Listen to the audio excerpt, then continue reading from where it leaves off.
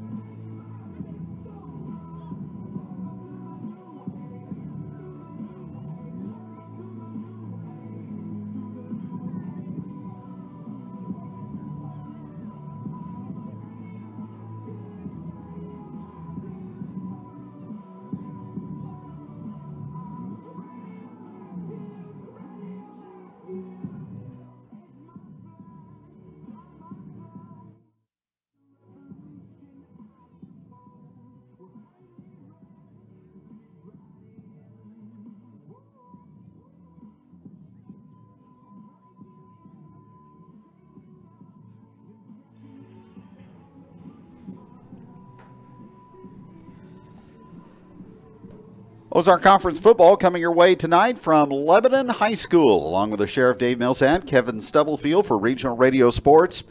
A crisp Friday evening on this final day of September, and a big game in the Ozark Conference tonight as the undefeated Lebanon Yellow Jackets take on once beaten Springfield Glendale. This starts the so-called gauntlet for the Yellow Jackets. Glendale, West Plains, and Camdenton. 3 weeks straight. 2 of those will be on the road. So the Yellow Jackets, they are tasked tonight with trying to protect the home field. Have you ever taken one of those tests and they'd say, what is the opposite of? For instance, opposite of conservative is liberal. Opposite of Lebanon football, Glendale football. They're going to put the ball up all night long. They're going to throw pretty much on every down. Their quarterback is their offense. Either he runs it or he throws it.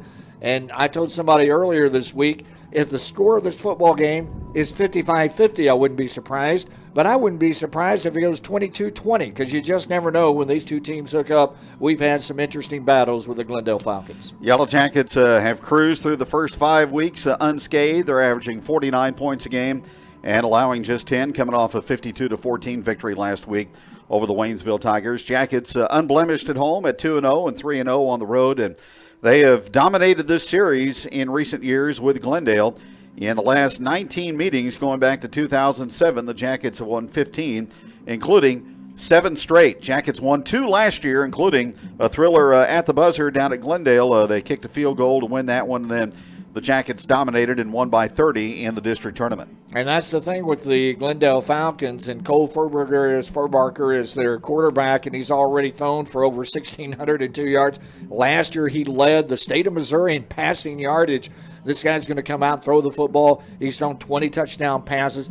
I think the turn of Lebanon facing Glendale and dominating Glendale was a couple of years ago when Will Christie made the decision, you know what, we're not going to hold back. We're going to put pressure on their quarterback, and we're going to try to make them beat us by making that quarterback run. And that has made a big difference, I think, in how Lebanon has been able to dominate, if you will, the Glendale Falcons over the last several years. Well, the Yellow Jackets, they were searching for the formula. They lost consecutive games to Glendale back in 2016 and 2017, but they have experimented with a lot of different schemes and coverages, and they have seemed to have found the remedy. But Furbacher is an outstanding quarterback. He's one of the best in the state and one of the best in the Midwest coming into tonight. As Dave said, he's thrown for over 131 for 193, 20 touchdowns and 4 interceptions, and a quarterback rating of 119. And goodness, Wyatt Andrews having a great season for Glendale. They're wide out, 59 catches and 11 touchdowns. He averages 171 yardage through the air each game for Glendale. And Wyatt Andrews is now a senior, and it seems like he's now in his 15th year as a Glendale Falcon. He's a guy that's tough to cover. He runs really good routes. He's got good speed deep. He's got a long touchdown pass of 56 yards. But Glendale doesn't necessarily beat you up so much way downfield. They beat you up out in the flats, middle of the field. And, again, all their receivers that touch the football, I think, run really good routes. And you know, they practice this, they play this offense, and it's just instilled upon them, much like the Jacket offense, that the running game is that you're going to do your thing, and that's what we're going to beat you with. And quite honestly, and I heard Mike Mock talking to you in one of your interviews, that he thinks their defense has played better. And I thought last year their defense was a lot better, but their idea is we're just flat out going to outscore you. Yeah, that's the plan of attack for Glendale, and we'll see if the Yellow Jacket defense, which has been up to the task through the first 5 weeks, can do it again here tonight. It's Lebanon and Glendale, and we will visit with Glendale head coach Mike Mock on the pregame show, and that's coming your way next from Jacket Stadium here on Regional Radio. In business, disruptions can be challenging, but they're also great opportunities for growth. How you respond makes all the difference. At Commerce Bank, we can help you spot potential, explore new possibilities, and get you on the path to success. In fact, we're built for this. We're built to help businesses be prepared, proactive, resilient. Commerce Bank. Challenge accepted. Visit us at commercebank.com/built for this. Member FDIC. Since 1933, Home and How has called Lebanon home. We are proud of where we are from and proud to support our schools this homecoming week against the Glendale Falcons. Going Lebanon strong for 90 years. Home and How Funeral Homes. Visit us at 320 South Adams in Lebanon, online at homeandhow.com, or call at 417 532-4061. Go Yellow Jackets! Whether it's getting your car ready for dangerous winter driving or roadworthy for a hassle-free summer vacation, Boggs Family Automotive at 14255 Highway 64 has been your trusted automotive source since the 1970s. Call and schedule an appointment today and drive with confidence, knowing that you're ready to deal with whatever Mother Nature throws at you. Boggs Family Automotive, 588-1882. That's 417-588-1882, and like them on Facebook. Your look, your style, your image, your fashion. We know exactly what you're looking for. For Granted Salon and Boutique in the heart of Osage Beach offers only the most high-end and luxurious apparel and hair services. Located off Osage Beach Parkway, across from Quick Car. Never be taken for granted. Camber Lock Engineering and Manufacturing of Lebanon is a proud supporter of the Lebanon youth, not only athletically, but academically. And they would like to remind everyone that teaching sportsmanship and fair play is not only the responsibility of the school, but also every adult cheering on the Jackets. Have a good time cheering the Jackets on to victory, but do it with class. Camber Lock Engineering and Manufacturing of Lebanon is a proud supporter of the Lebanon Yellow Jackets. I'm John Gideon with Heritage Bank of the Ozarks. Our athletes are winners on and off the field and the court. They play with integrity, strive to serve, are true team players, and intentionally seek excellence. Our banking team also embodies these leadership characteristics. When it comes to banking, choose the winning team, Heritage Bank of the Ozarks, and go Jackets! We're all behind you 100%. Member FDIC, Equal Housing Lender. If you've been here for almost 80 years and your business is on the 4th generation, you must be Crow Paint and Glass. Crow's offers a full line of PPG paints with all the brushes, drop cloths, and other supplies needed for any and all paint jobs. And not only do they carry auto glass, they do chip repairs, power windows and lock, door handles, and more. Along with auto glass, they do flat glass, mirrors, plexiglass, and many other glass types and installs. Crow's also carries hardware items, wallpaper, and even do custom framing. There are just too many things to mention, so stop in at Crow Paint and Glass, 390 West Elm in Lebanon. Lebanon Ready Mix and Willard Quarries has the concrete you need, whether you're putting in a new patio, building, or remodeling, or just repairing. Lebanon Ready Mix and Willard Quarries delivers to Laclede County and the surrounding area, providing quality concrete to the homeowner and the building contractor. Free estimates are provided. They'll deliver any amount for all types of concrete construction, when you want it and where you want it. Call Lebanon Ready Mix and Willard Quarries for prompt delivery to your job site. 532-2728. First State Community Bank. We've got spirit. Yes, we do. As First State Community Bank, we're proud to support our Lebanon Yellow Jackets and Conway Bears. Being a part of the Laclede County community is important to us, and giving back is what we do. So we've got spirit. How about you? Go Jackets, go Bears. We are First State Community Bank. First State Community Bank. Success starts here. Member FDIC, Equal Housing Lender, online at fscb.com. Find us on Facebook. Glendale and Lebanon tonight. Coach Mike Mock of the Falcons is with us on the pregame show. Glendale at 4-1 on the season. Coach, take us through the first half of the season. Glendale with 4 wins and 5 tries. How are the Falcons playing come into the Lebanon game? Well, we're playing a little bit up and down. I mean, we play well at times, and at other times, you can just see we're a young and kind of inexperienced team that is trying to find our identity. But we're trying to improve and get better each week, and our guys are doing a good job of staying focused on what they need to do to improve, and I think that gives us an opportunity to hopefully finish the season strong. Coach, looks like the offense has just about as much firepower as it usually does. You're averaging just about 40 points a game, so the Glendale aerial attack has been in high gear again, hasn't it? Well, we have a pretty good quarterback that's played for us now for the last couple of years, and he's doing a tremendous job of keeping plays alive and getting the ball to the guys that are open and spreading the ball around. Playing with a lot of younger, inexperienced receivers that the more they play, I think the better they'll get. Our line's done a pretty good job of protecting him this year, not as well as what we'd like a lot of times, but at the same time, I think they're doing a good job and allowing him to do what he does best. Mike, how much better is Cole Furbacher this year compared to his junior season? What is he doing better now compared to a season ago? Well, I think the biggest thing is, his hard work and commitment to being the best player he can be. I mean, he's one of the guys that never misses a workout, never misses a training session. gives his best effort when you're conditioning and training, and tries to improve in every aspect of his game. And I think that that's a trait that it's hard to find, unfortunately, a lot of times today, because there's so many things for kids to get involved in. But we just like his leadership, his ability and desire to be the best player he can be, and has really helped our football team.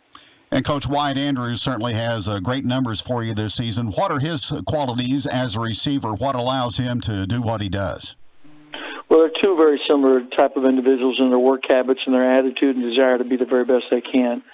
We don't have a large senior class, but those two have really been great leaders for us, and they work hard and they work together. He's got a lot of natural ability. Again, spends the extra time trying to find a way to make himself better. Has the defense made some strides? You hold Bolivar to 6 points last week. Is the defense starting to get better as the season moves along? Well, we are, trying to fight back injuries and depth and, try to get the guys in the right position. We've got some players that have a little bit of experience, but we also got some kids out there that haven't played a lot of football. So every week they're getting a little bit better in some areas, and they did some things well last week, but there's other things that we got to continue to improve upon if we're going to be able to play with the teams like we have the rest of the season on our schedule. And defensively, Coach, a little bit unusual to prepare for two flexbone teams back-to-back in Bolivar and Lebanon, but that's been the case. So the defense should be better schooled trying to defend that type of offense. Well, I hope that's true. I know that Bolivar does a nice job with their offense, but I'd also tell you that I don't think they're the caliber of team that Lebanon is. I mean, they do a tremendous job of running their inside, their midline, getting ball to their halfbacks, who I think they possess maybe the three best running backs in our conference. And their quarterback has given them another element to the game. So we really believe we're facing, as good a football team as we faced all year and even face the rest of the year. They're just a very good team and well coached and doing really well. So we're going to try to slow them down the best we can, but it's going to be very difficult.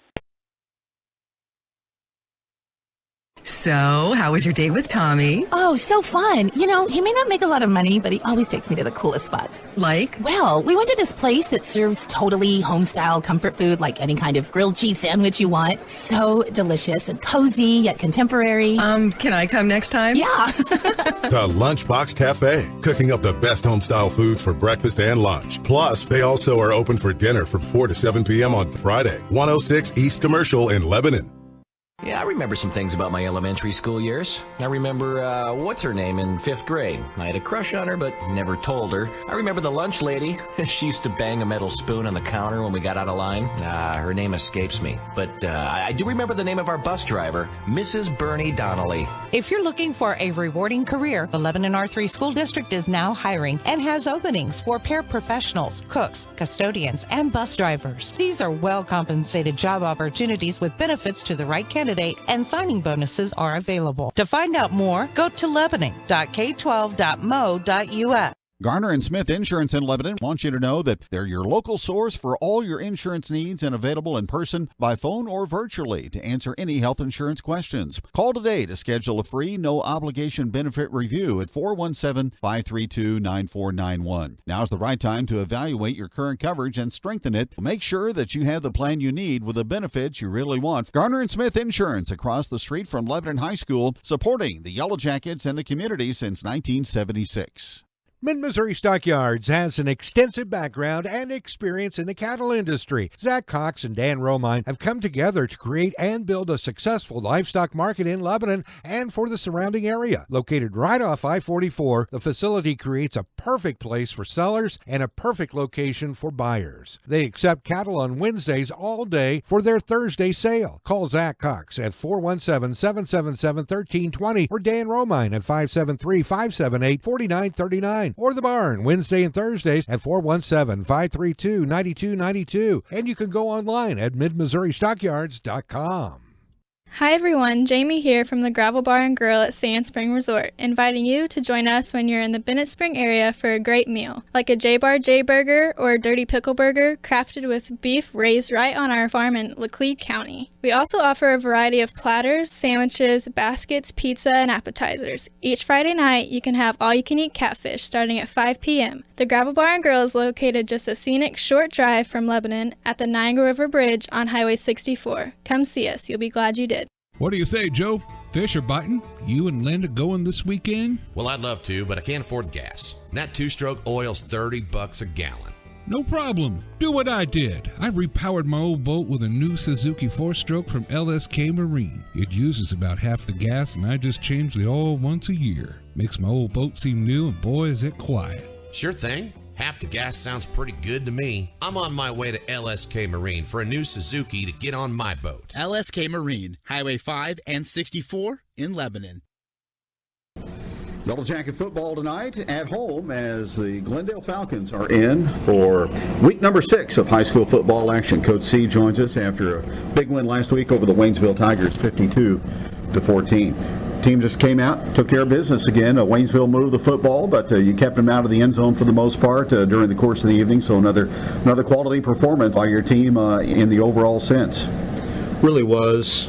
Victories are very challenging. I highlighted on Wednesday a little bit how difficult it is to win ball games in Class 5 football and in our conference, let alone win them dominantly. It's very challenging, and I thought our kids answered the bell very well. I thought we responded to some adjustments and some adversity well, especially as you mentioned with Waynesville moving the football. Credit to them. Coach Barkley and in his first year is doing some really nice things in developing his program and culture, and I thought a very good test for us. We were able to, with a dominant win, grow a little bit with some adversity, and so that's a positive, and we're super excited about this week and trying to be 1-0 and defend something completely opposite.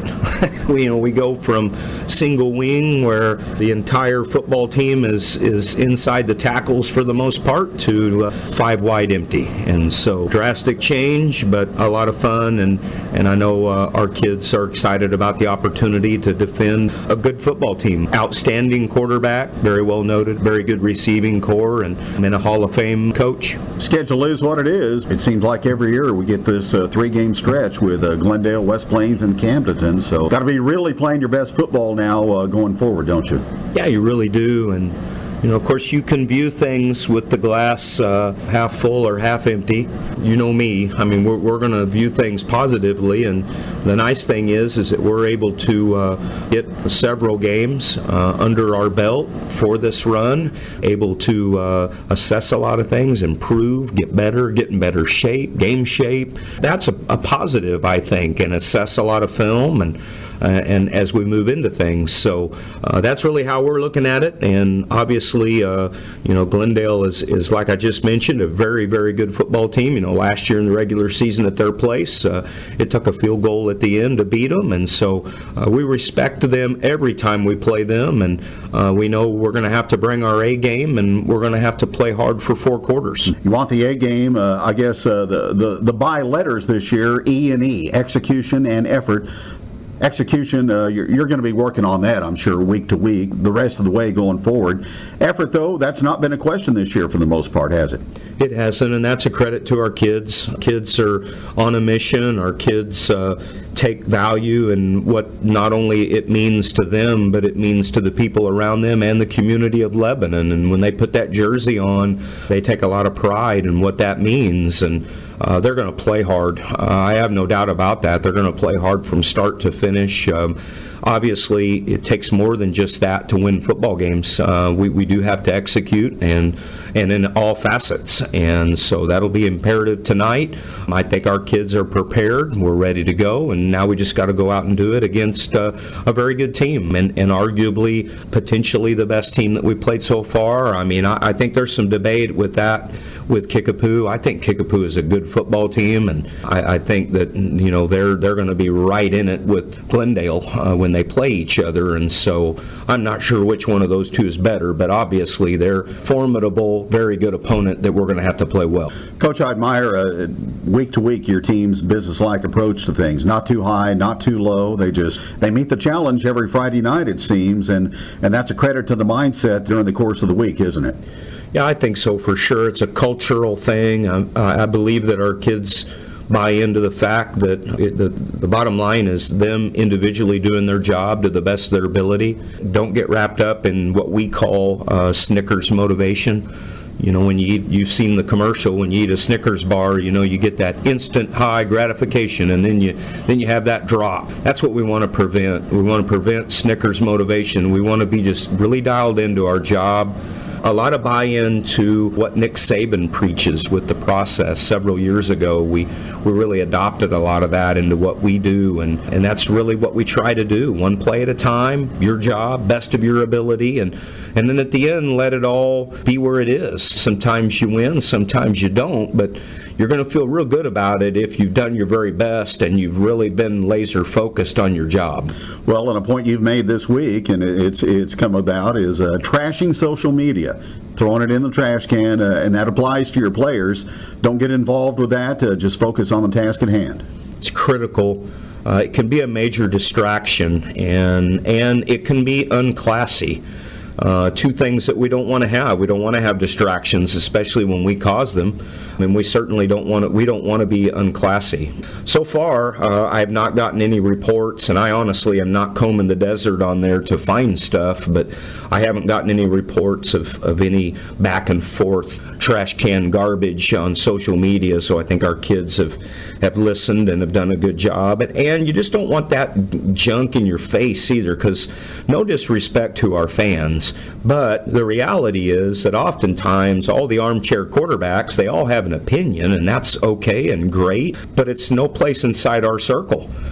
We shouldn't care, because oftentimes people don't know for sure, because they're not with us every day at practice, with us in meetings, with us in the off season, with us as we do everything we do. And so we got to block all that junk out, especially when it comes from our opponent, and really just be dialed into us and trying to get better and run this race and not make this game bigger than it is. I mean, it's a big game tonight. Obviously, it has conference championship and it has district seeding implications. However, it is not the end all. We want to win it, and we want to win it bad, but we need to really continue to have a mindset of it's a big game, but let's not make it bigger than what it is. We have seen the last couple of weeks the passing game starting to make some strides as far as effectiveness and the number of passes in football games, and especially down the field in the passing game.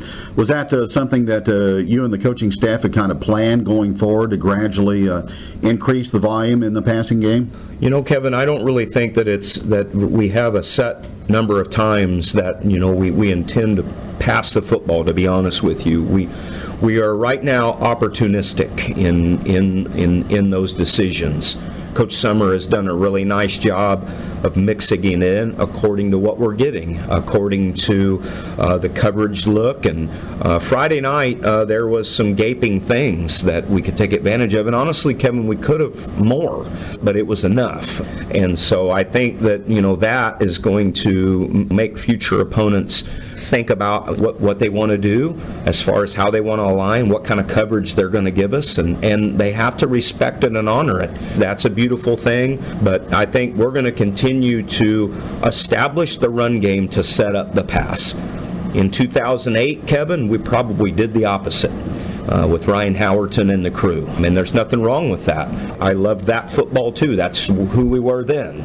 But now we set things up by our run game and from the inside out. Things start with the establishment of the fullback and then they go from there. And we're going to make our opponent defend each part successfully. And oftentimes they're going to have to do it one-on-one. And that's another beautiful thing, especially when you're blessed with great people like we have, when Nathan Bartell and Kay Busha and Jax Glendinning and on and on and on, that are tough to beat one-on-one. And we want to get those kind of situations. Well, and Hendricks and Honey are tough to cover on the deep ball, as we've seen here recently.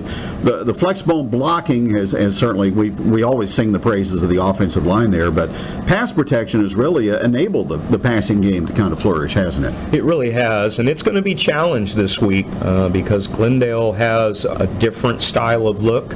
we've talked about in years past, since we've played these guys so many times. They run a Michigan State blitzing 4-3 is the exact term if you go and look it up, with a tilt nose, and basically it looks like a 6-man front.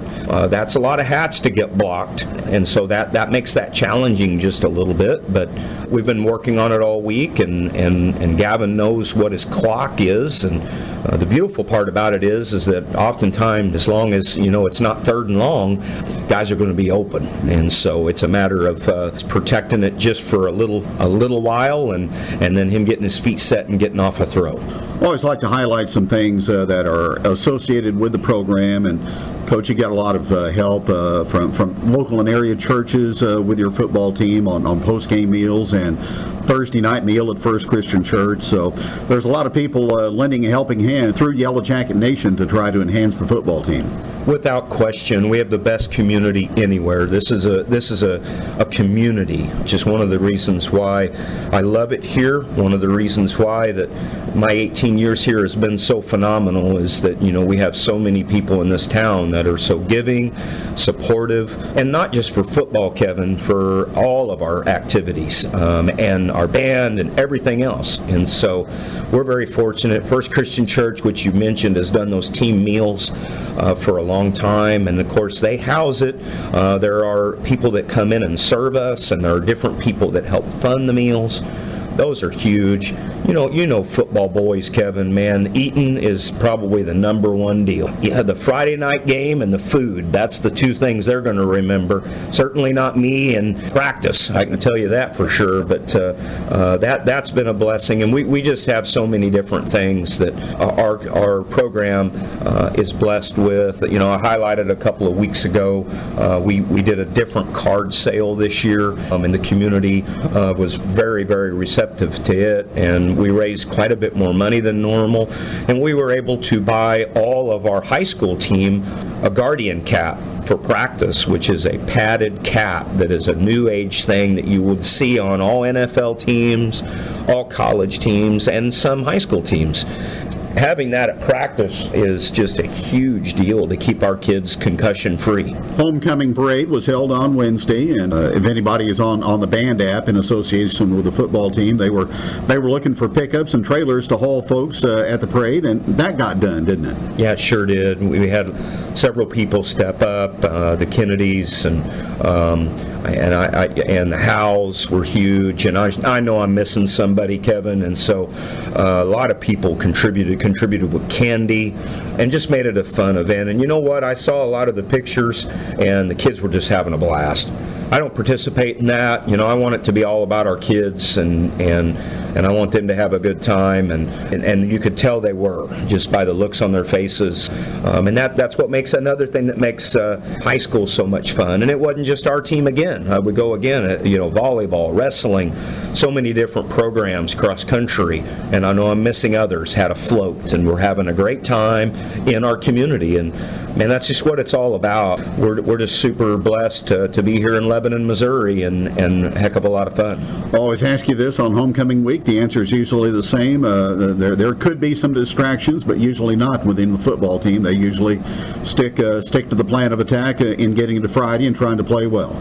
Yeah, no distractions. Honestly, number one, the only thing we have to change or modify in any way, shape, or form is the 15 minutes early out on Wednesday for the parade, which we're getting close to the time of the year where we're cutting practice time anyway. That was no big deal. Everything else, honestly, is status quo. And 20 years ago, Kevin, and this is probably for a whole nother show that we would have to have, 20 years ago, the dance was a lot different than it is now, and the significance of the dance. And nowadays, those are not as popular as they used to be, and I don't necessarily think that I like that, being an old fogey like I am, but it just is the nature of it. So I don't know for our football kids, really, other than the parade, there's just not a lot different from a normal week. I think our kids will be very focused.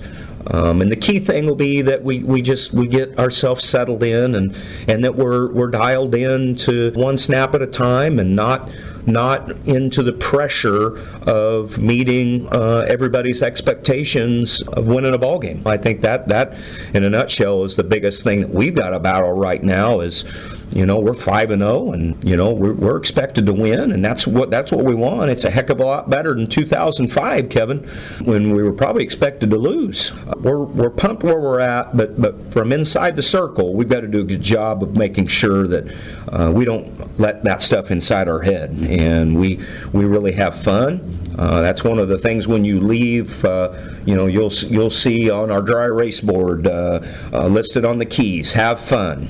They got to have a good time. They got to be flying around and having fun and not worrying about anything else, and just let the chips fall and it'll be great. Glendale, a 4-1 football team coming into the game tonight. Their only loss by a small margin to West Plains, so that's a quality opponent again, and their passing game is certainly lethal with Furbacher and Andrews, so a lot to prepare for in the aerial game this week. Yeah, without question. Every year with Coach Mock, since he's been here, as good a passing attack as there is maybe in the country, at least statistically anyway. Obviously we respect it highly. We have a philosophy that we believe in. It's a philosophy that has taken molding in playing them over the years. We've had some rough outings with them, some that we've had success against them in the win column, and a couple that we didn't. But we definitely have formulated what we feel to be our best fit for what they do. Doesn't mean it's going to be easy. Doesn't mean that it's necessarily going to be the best thing on the given night. But it's what we believe in and what fits us the best, and it's what we're going to use. But you talked about on Wednesday probably the very best thing that we're going to do to defend Glendale's offense, and that's ours. Chewing up the clock, chewing up the ball, moving the chains, and doing what we do. Shortening the game. I think it's kind of a kryptonite to the air raid just a little bit. Not necessarily just Coach Mock and his offense, but just the air raid in general. An air raid offense wants a bazillion snaps. They want to turn a 4-quarter game into 5 quarters. They want an onside kick. They want to do all these things to increase scoring, increase the number of snaps. Whereas old school flexbone football team, we want to shorten it. We want to go the reverse. So the battle of wills on that, and the last few times that we played them, we've been pretty successful in accomplishing the tempo, and that'll be key again tonight. Well, we have seen the special teams area kind of haunt the Yellow Jackets last year, gave up 2 scorers there, and you mentioned onside kicking. So the hands team's going to have to field the football if Glendale scores tonight, and kicking game is certainly, we always talk about it, but maybe even more of a special emphasis on it this week. Yeah, no doubt. And we did a much better job, Kevin, in the district finals against them in that category, thank goodness, than we did the first time. Clearly, you give up 2 kick returns for a touchdown, Kevin, you're going to lose 90% of those games. So I really tip my cap to our kids in that regular season game last year that we found a way to win that. That's a big win, because I'm just telling you, if you study football at all levels and you give up 2 kick returns, you're going to get beat. We've got, I think, a very good plan for all facets. We've worked on it.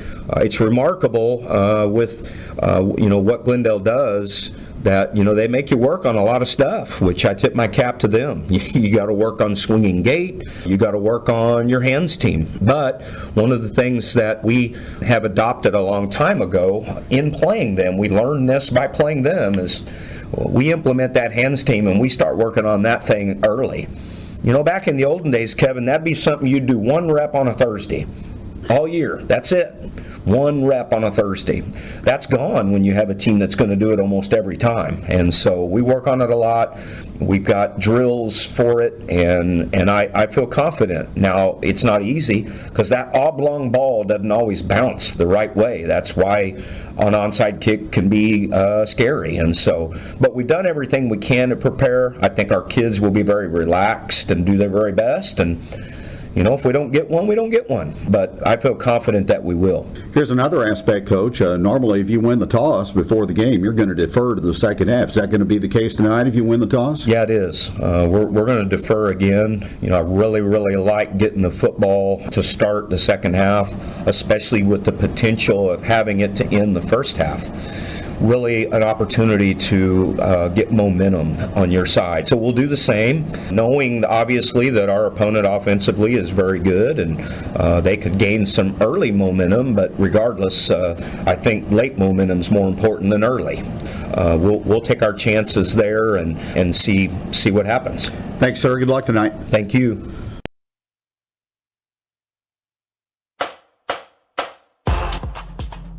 Since 1933, Holman Howe has called Lebanon home.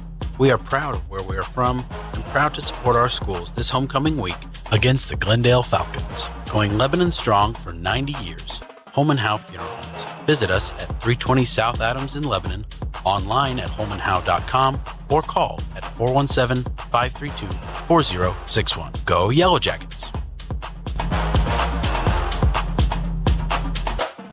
I'm Kim White from Heritage Bank of the Ozarks. Coaches and athletes, we know you're working hard each day. This athletic season, remember, Heritage Bank of the Ozarks is behind you 100%. From your neighborhood banking family, good luck and play hard. Member FDIC, Equal Housing Lender.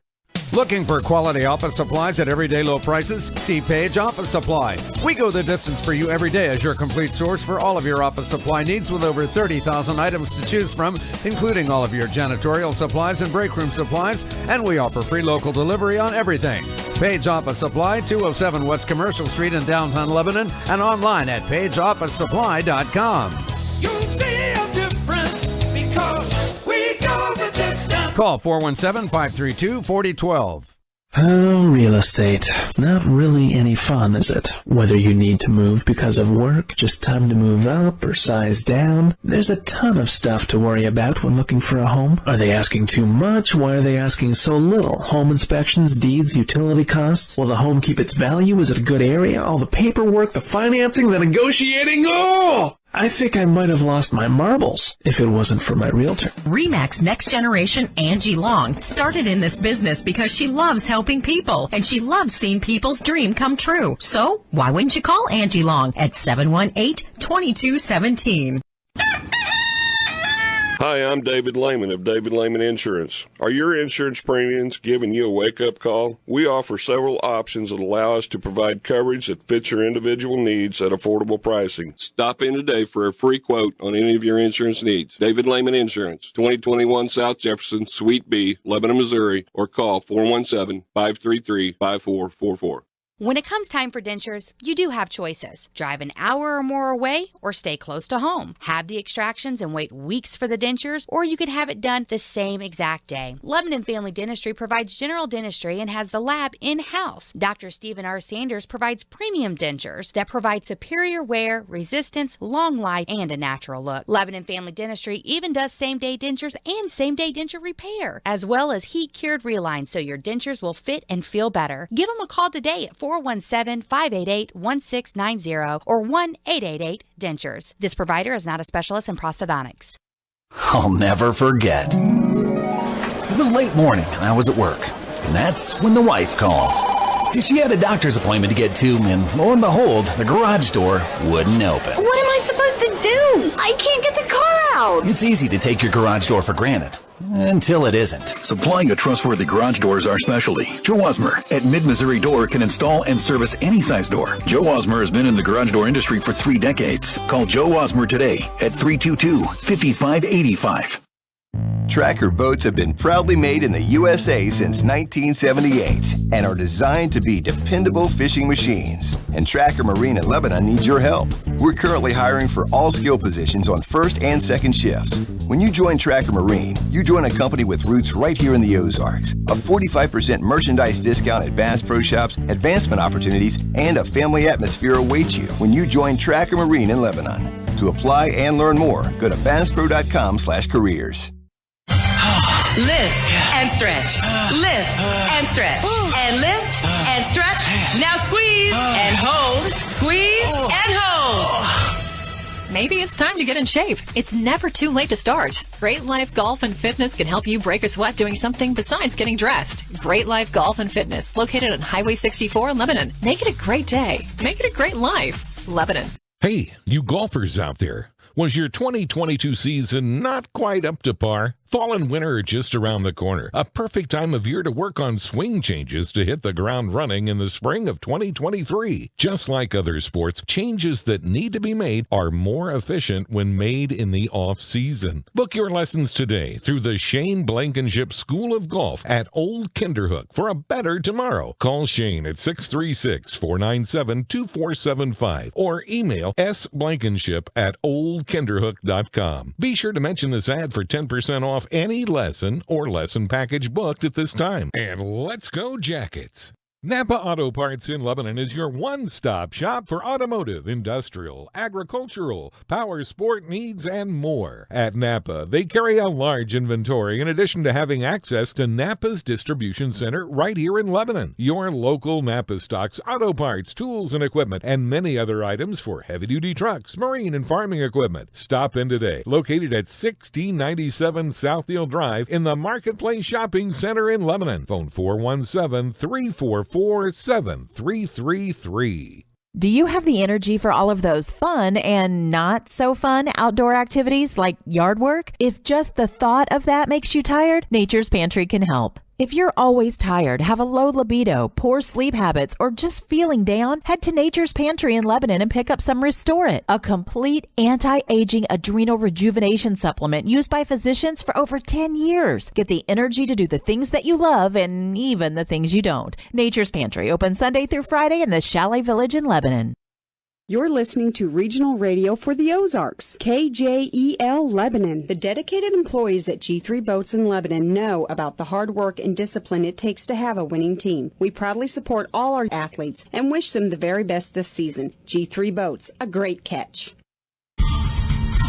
Lebanon Yellow Jacket Football, brought to you by Commerce Bank, Lebanon Ready Mix, Shadle's Colonial Chapel, Mid-Missouri Stockyards, Heritage Bank of the Ozarks, Angie Long of RE/MAX Next Generation, by G3 Boats, Missouri Cooperage, Camberlock Engineering, Garner & Smith Insurance, by Lebanon Suzuki, Sing Rental, The Gravel Bar, Henderson Heating and Cooling, and by Nature's Pantry, Pro Paint and Glass, David Lehman Insurance, SJB Golf, Page Office Supply, Tracker Boats, Missouri Eagle, McKell Industrial and Steel Supply, and also by Taylor's Dairy Joy, Great Life Golf and Fitness, by Napa Auto Parts, the Lebanon Booster Club, Mid-Missouri Door, Lebanon Family Dentistry, and also by Boggs Automotive, VFW Post 4107, Lebanon R3 Schools, The Lunchbox Cafe, by Seeger Toyota, Mid-Missouri Bank, Summit Natural Gas, by Lebanon R3 Schools, First State Community Bank, Granted Salon and Boutique, and by Bulldog Concrete.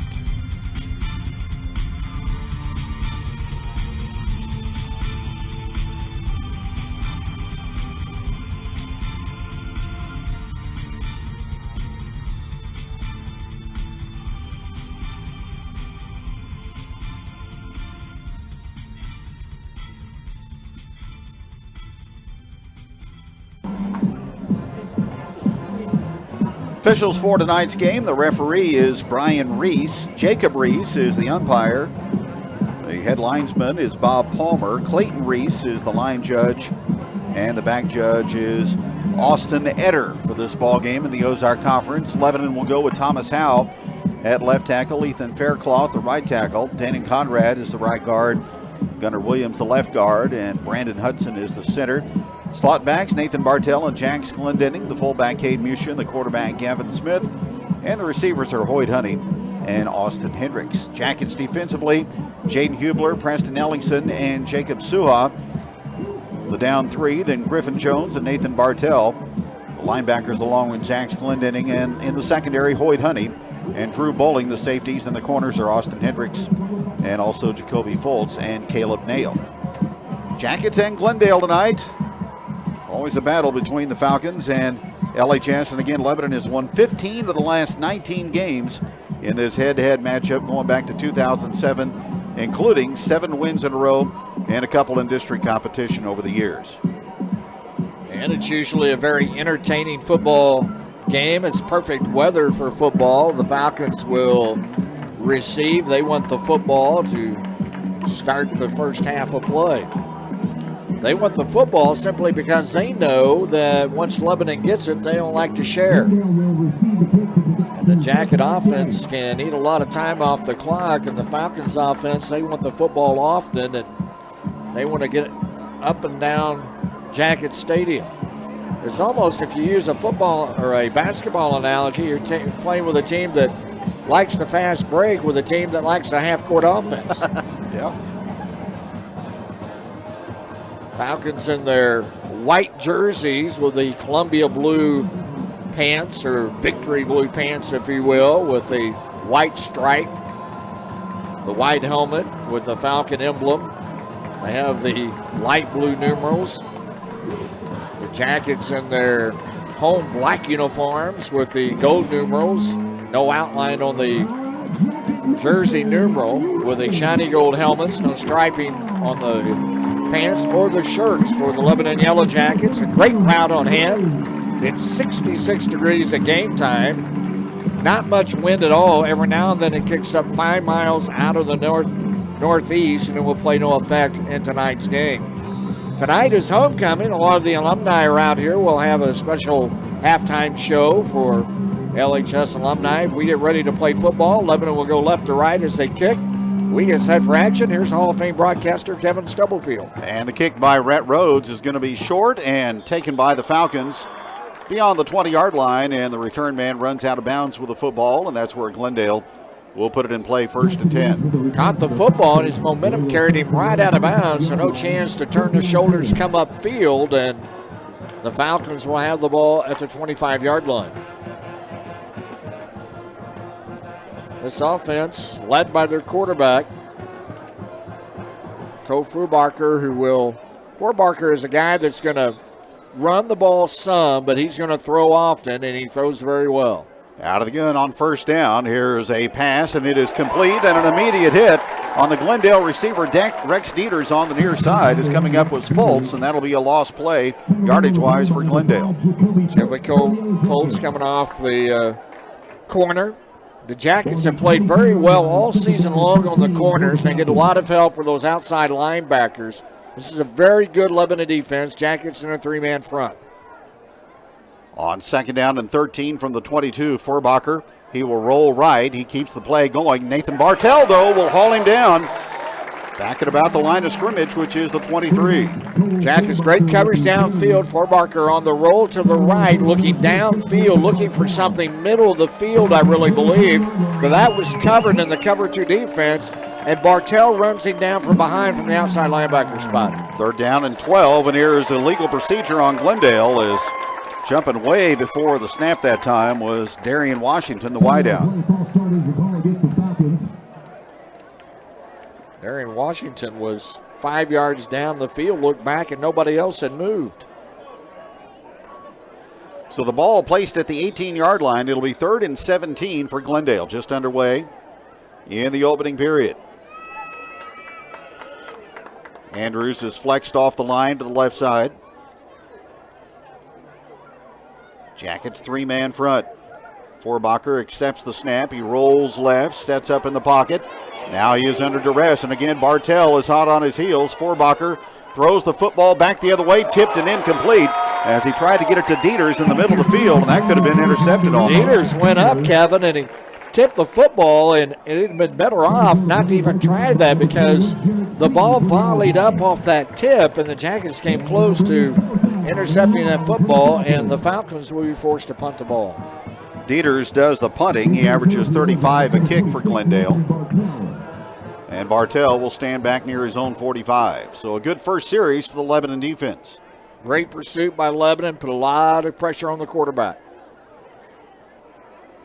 Snap on the money to Dieters, and he gets it away. High kick, angling toward the Glendale sideline, and Jackets will have great field position starting on the Glendale side of the 50 at the Falcon 43. An end-over-end kick that didn't check up and rolled out of bounds to give the Jackets good field position for their first series of the football game. Lebanon Flexbone rushing for 413 yards per game. And the passing game has come of age here of late. Smith at quarterback, Glendenning in motion, now back into the left slot position. First down and 10, LHS at the 43. Bartell goes in motion, and they will work Musha, the fullback, for about 3 yards off left tackle down to the Glendale 40. Musha averaging 10 yards a carry, scored 12 touchdowns on the season. Bryant Booker made the tackle for Glendale. Pretty big defensive line for the Glendale Falcons. They'll stack the box, try to stop Musha. If he gets his average tonight, he'll be over 1,000 yards. Second down and 7 from the 40-yard line. Ball on the left hash. Here's the toss to Bartell, and he gets blown up in the backfield that time with penetration by Glendale's Jackson Lockett. 5'11", 320 as he got past his man and straight into the backfield. Got a quick hop off the ball and was right there as Bartell got the football and made contact with the Lebanon running back. He didn't make the tackle, but he certainly slowed him down at 320. It was like running into a brick building, and Bartell bounced off that to be smothered by the rest of the Falcons. Third down and 10 for Lebanon. Hendricks split to the right side and Honey to the left. There's the snap. Smith down the line on the option, and Glendale reads it well, and he'll go down to the line of scrimmage. Played well that time at the point of attack by Quincy Johnson, linebacker and a junior. And Jacob Tabor, an offensive linebacker, was there also. So the Jackets with 3 and out in their first series and never moved the football. So fourth down. Jackets will go into punt formation. There is the snap. Allen with the punt. And this ball is going to take a good Lebanon roll inside the 5-yard line and rolling all the way down to the 4. So a 39-yard kick by Nick Allen and no return. Wasn't pretty, but it was effective. A line drive punt that barely got over the offensive and defensive lineman. And it hit the turf, and the Jackets got credit with a really good roll. So 8:39 to go in the opening period, scoreless. And the Falcons with their second offensive possession. Here's Forbacher. He's going to take the snap. He's going to run with the football. And Bartell surrounds him and holds him to a short gain on first down. Forbacher can run with the football. He's rushed for over 509 yards on the season. He's carried the ball 90 times. He has 3 running touchdowns to go with those 20 touchdown passes that he's thrown. On second down and 6, here's a pass, and it's caught by Dieters. And Foltz is there to tackle him at the 19-yard line, but near Glendale first down. Little curling pattern at the 20-yard line. Forbacher, really a good arm, sees the field well. He's 6'3". Here's a quarterback draw again for Forbacher, and he will land at the 26-yard line. Get about 6 yards out of that. Get a lot of coverage downfield. Linebackers got to kind of stay in that middle to contain him running the football. Almost a 6-yard gain. Second down and 4 for Glendale. Forbacher will throw, and a pass and a big hit by Caleb Nail, the left cornerback, coming up to strike. The hammer was there. He just anticipates so well. We've seen that through the first 5 games as Nail comes off that corner spot and right there at the point of reception. So a 2-yard loss on the pass completion to Mason Stamper. Third down for Glendale. They need to get to the 30. Scoreless here in the opening period of play. Forbacher takes the snap. Jones on the rush. Forbacher pulls away. Jacket fans want holding. Long ball is thrown, and there's going to be pass interference on Lebanon, as that will go on Austin Hendricks, as he was there trying to battle for the football with the aforementioned Mason Stamper. Kevin, I really think Austin thought he was beat worse than he was. I think had he just turned around to make the play, he might have even got a hand on it, but instead he never turned back. He read the eyes of the receiver and then ran into him, and that brought the flag. And the ball will rest at the 39-yard line after the penalty. So Glendale first down comes on the penalty. So the Falcons out of the hole after the good punt. They started at the 4-yard line. They're out to their own 39. Empty backfield out of the pistol. Snap for Forbacher. Flushed, flags down, multiple flags. Forbacher under duress, and he is going to be slung down by Bartell at the 36-yard line. So a 3-yard loss on the sack. Let's see if Lebanon takes the play or the penalty.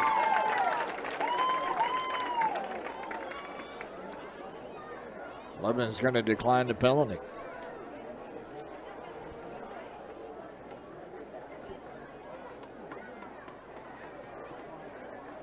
They'll take the down. It'll make it second down. And 13 to go.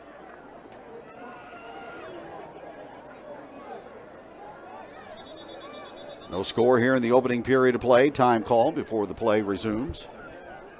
Lebanon at West Plains next Friday night. Jackets will make the long trip south.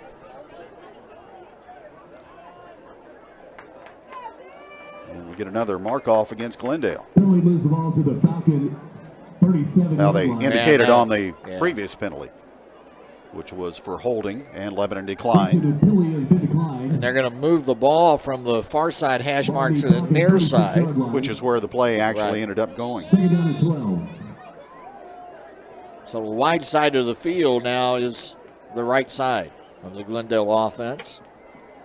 2nd and 13. Forbacher looks over to the Glendale sideline for the play call. Takes the snap. Here is pressure, and the ball is loose on the sack, and it's going to be scooped up by Lebanon. Jarrett Singh on the blitz from the blind side, and Preston Ellingson picks up the fumble, and Lebanon will have it inside the 20-yard line. Ellingson saw the good bounce after the Singh corner rush, and the ball came loose, and Ellingson got a good bounce and moved the ball inside the red zone down to the 18-yard line. Wow. So the Falcons had a bit of momentum after the Lebanon pass interference, and then a penalty by the Falcons and now a fumble. First down Lebanon at the Glendale 18. Here goes Musha left side with the football. Breaks the tackle, still on his feet to the 10 to the 5. He will cruise for a touchdown. Cade Musha, an 18-yard ramble to the end zone, and that is his 13th TD of the year.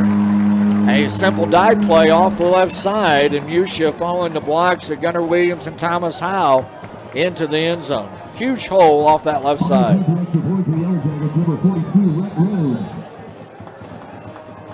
Rhett Rhodes, 33 out of 35 in the PAT department. And he tacks on the extra point and puts Lebanon in front. The Jackets cash in on the fumble recovery and return and lead 7-0 back in a moment.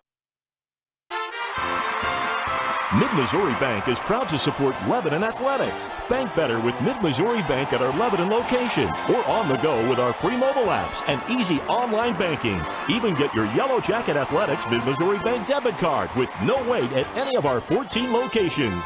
Mid-Missouri Bank. Live, work, play, bank. And of course, go Yellow Jackets. Mid-Missouri Bank. Equal housing lender. Member FDIC.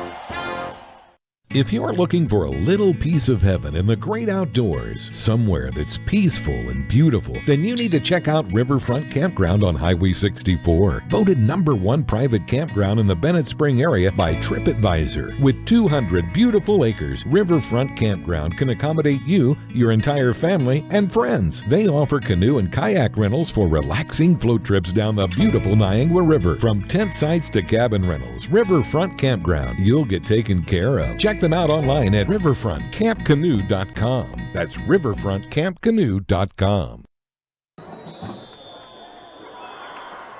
Fair catch is made on the kickoff by Glendale, a short kick, and Cooper Nybert made the reception. And Glendale will have the football at the 31, trailing 7-0. Well, Glendale turned the football over, and it didn't take long for the Jackets to take advantage of that. One play. And Musha with an 18-yard touchdown run. And if you're Lebanon, that's exactly what you got to do on homecoming. Opponent comes in, they make a mistake, take advantage of it. Direct snap for Bacher, navigating his way forward, and he gets to about the 34-yard line.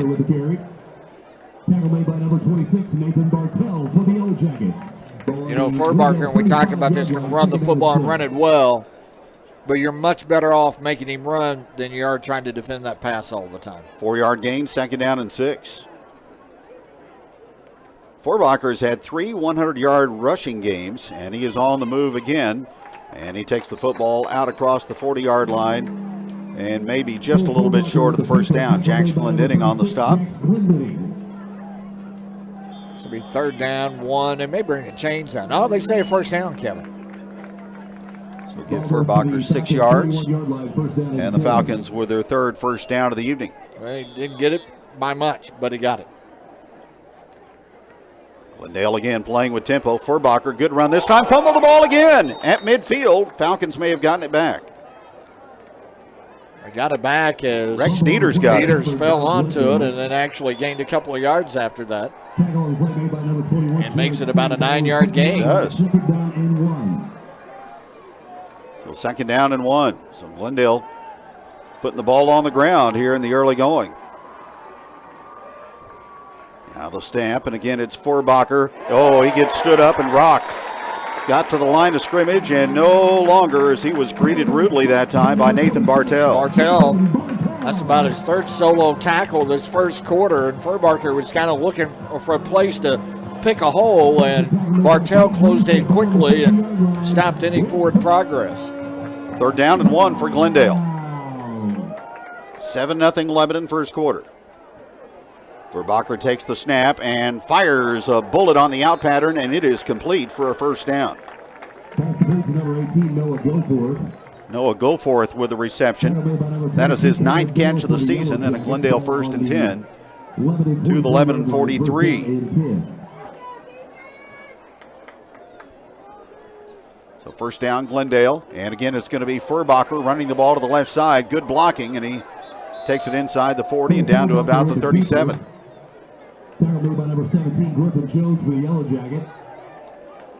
Furbacher got up rather slowly that time, and he's been popped a couple of times by the Lebanon defense, but he's got his Falcons in Lebanon territory. 2nd down and 4 from the 37. Furbacher hit as he throws. The ball is in the air, and it's going to sail out of bounds. Griffin Jones bringing the heat that time from his linebacking position. Again, that outside linebacker blitz, and the Falcon quarterback just got it off in time. And it's another 3rd down for the Falcons. This time they will huddle up, at least with the offensive line. 4 to go here in the first quarter, 4 minutes and 2 seconds. Lebanon leads 7-0. 3rd down and 4 for the Falcons. Furbacher takes the snap, assesses, runs forward, and he'll get the first down with 2nd effort. So Furbacher runs it ahead for the 1st and 10 for Glendale. Jones another tackle for Lebanon. Well, I said earlier in this drive that you wanted to force the Falcons to use Furbacher as a running back, and now the quarterback throwing. I'm not sure I would agree with that right now. I need to reassess because he's eating up the yardage. 1st down and 10 from the 32. He will swing the football out, and the Jackets rally to the football. First catch of the night for Wyatt Andrews, but for a short pickup. Yeah, just sling it out in the flash to Andrews, try to get him around the corner, and the Jackets got a hand on him and tripped him up. Got it back to the line of scrimmage. So a completion for 0 yards. 2nd down and 10, Glendale from the 32 in Lebanon territory. 5 in the pattern. Empty backfield. Furbacher drills that one in there as he shoots it through a tight window, and it is complete to the Lebanon 21 for another Falcon first down as he fired a fastball that time right into the breadbasket of Mason Stamper. Ball moves to the 21-yard line. First down and 10 for the Falcons.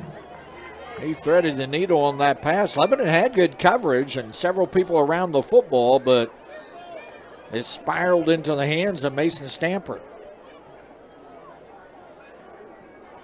First down for Glendale at the Jacket 21. Falcons trying to answer the Lebanon touchdowns. Lebanon leads 7-0. 3 left, 2 right. Going to be another quarterback run by Furbacher, looking to get outside, but he is going to be chased down and shoved out of bounds at the 20-yard line. Caleb Nail again on the defense for Lebanon off the corner, coming in to make the tackle. Pickup of about a yard, second down and 9. Falcons going toward the south end zone here at Jacket Stadium.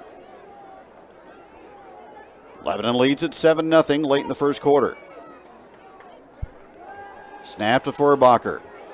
Surveys, good coverage initially. Now Furbacher is going to tuck it and go, and Bartell will greet him at about the 17-yard line and usher him out of bounds for a gain of 3. And good coverage downfield, and Furbacher was forced to tuck the ball and run and chased out of bounds. So third down, 3rd and 6. The ball inside the red zone for the Falcons.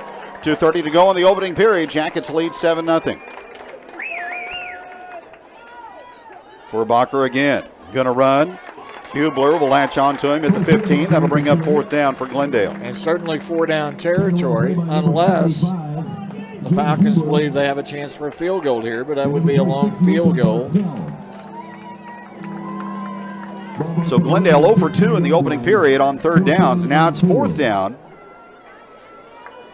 and 4 to go from the 15-yard line. So a big play for the Lebanon defense. They were good last week against Waynesville at this part of the field. Furbacher looking over to the sideline. I wonder if they're changing plays.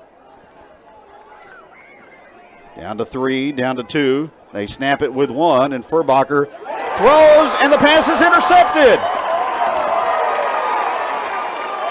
Jackets get a pick. Hendricks got the football. He read the eyes of the quarterback and stepped in front of the receiver and gets an interception. Austin Hendricks, his first interception of the season, and the Jackets blunt the Glendale drive, and they'll have it at the 22-yard line. Jackets' 3rd interception of the season as Hendricks jumped the pattern. Big turnover there, and the 2nd turnover of the first quarter. Now penalty markers go down as just about every zebra threw a flag, and it's going to be a false start against Lebanon. Pretty obvious to all the officials that occurred. Everybody got a flag out. So it'll be 1st and 15 from the 17. The Jackets, 2 huge defensive plays here in the first quarter. The sack and the fumble recovery by Ellingson, and the interception by Hendricks. First down and 15 from the 17. Here's a handoff, and it's Musha. 2nd and 3rd level, Cade Musha out across the 25 as he will move the pile out to about the 28. Musha got slowed down by Gunnar Williams. He ran right into the back of his left guard.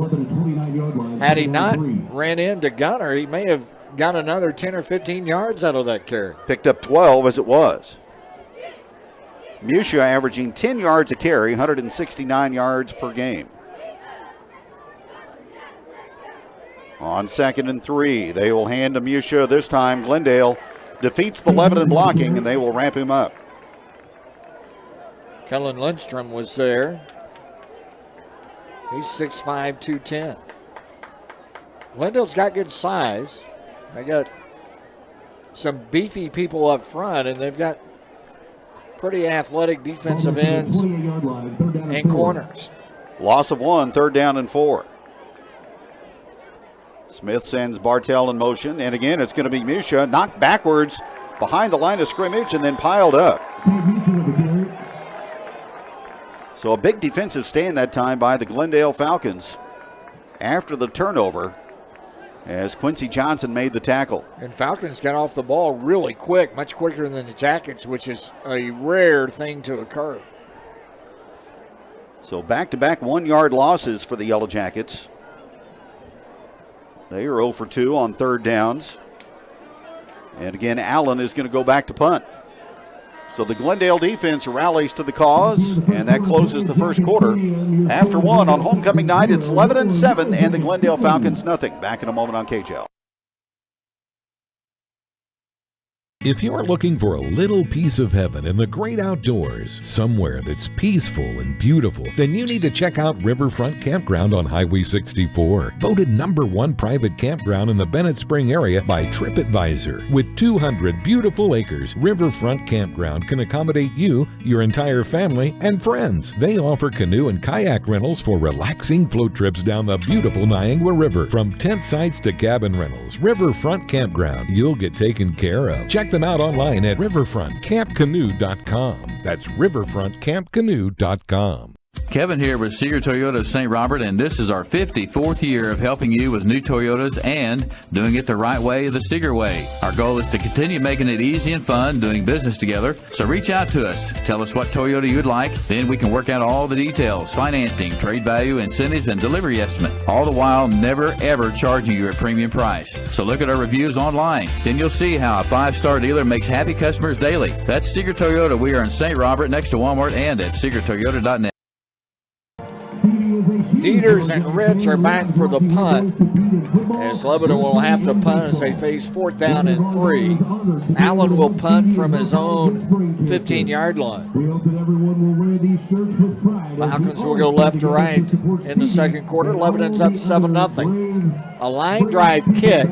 It'll take a hop. Glendale will get away from it. It'll roll back upfield, a Falcon roll, and the Jackets will down the football at the 46-yard line.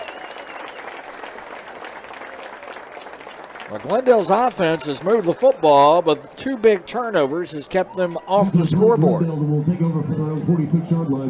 A fumble on our quarterback sack, and then Furbarker threw an interception the last time the Falcons had the ball. That was his 5th interception of the season, 3rd interception by the Lebanon defense. Falcons go trips to the left, twins to the right. Furbarker's in the backfield by himself, as he has been all night long. He stands at the 41, takes a snap, 2-step drop, cocks his arm, and floats it out into the hands of Dieters, who's been his favorite receiver, and he's across midfield to the 49-yard line. And we got a flag and some extracurricular activity at the end of that play. Nobody was pushing or shoving, but a little bit of chirping, and somebody's going to get tagged here.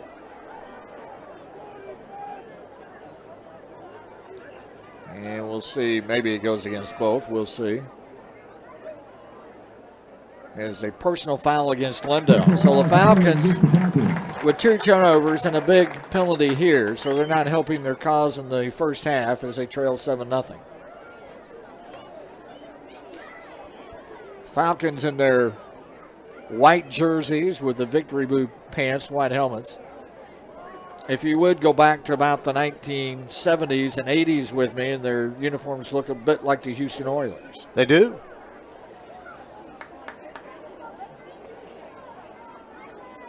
Which I liked a lot better than the Nashville or the Tennessee Titans, who are in Nashville. So the penalty mark-off will take the ball all the way back to the 37.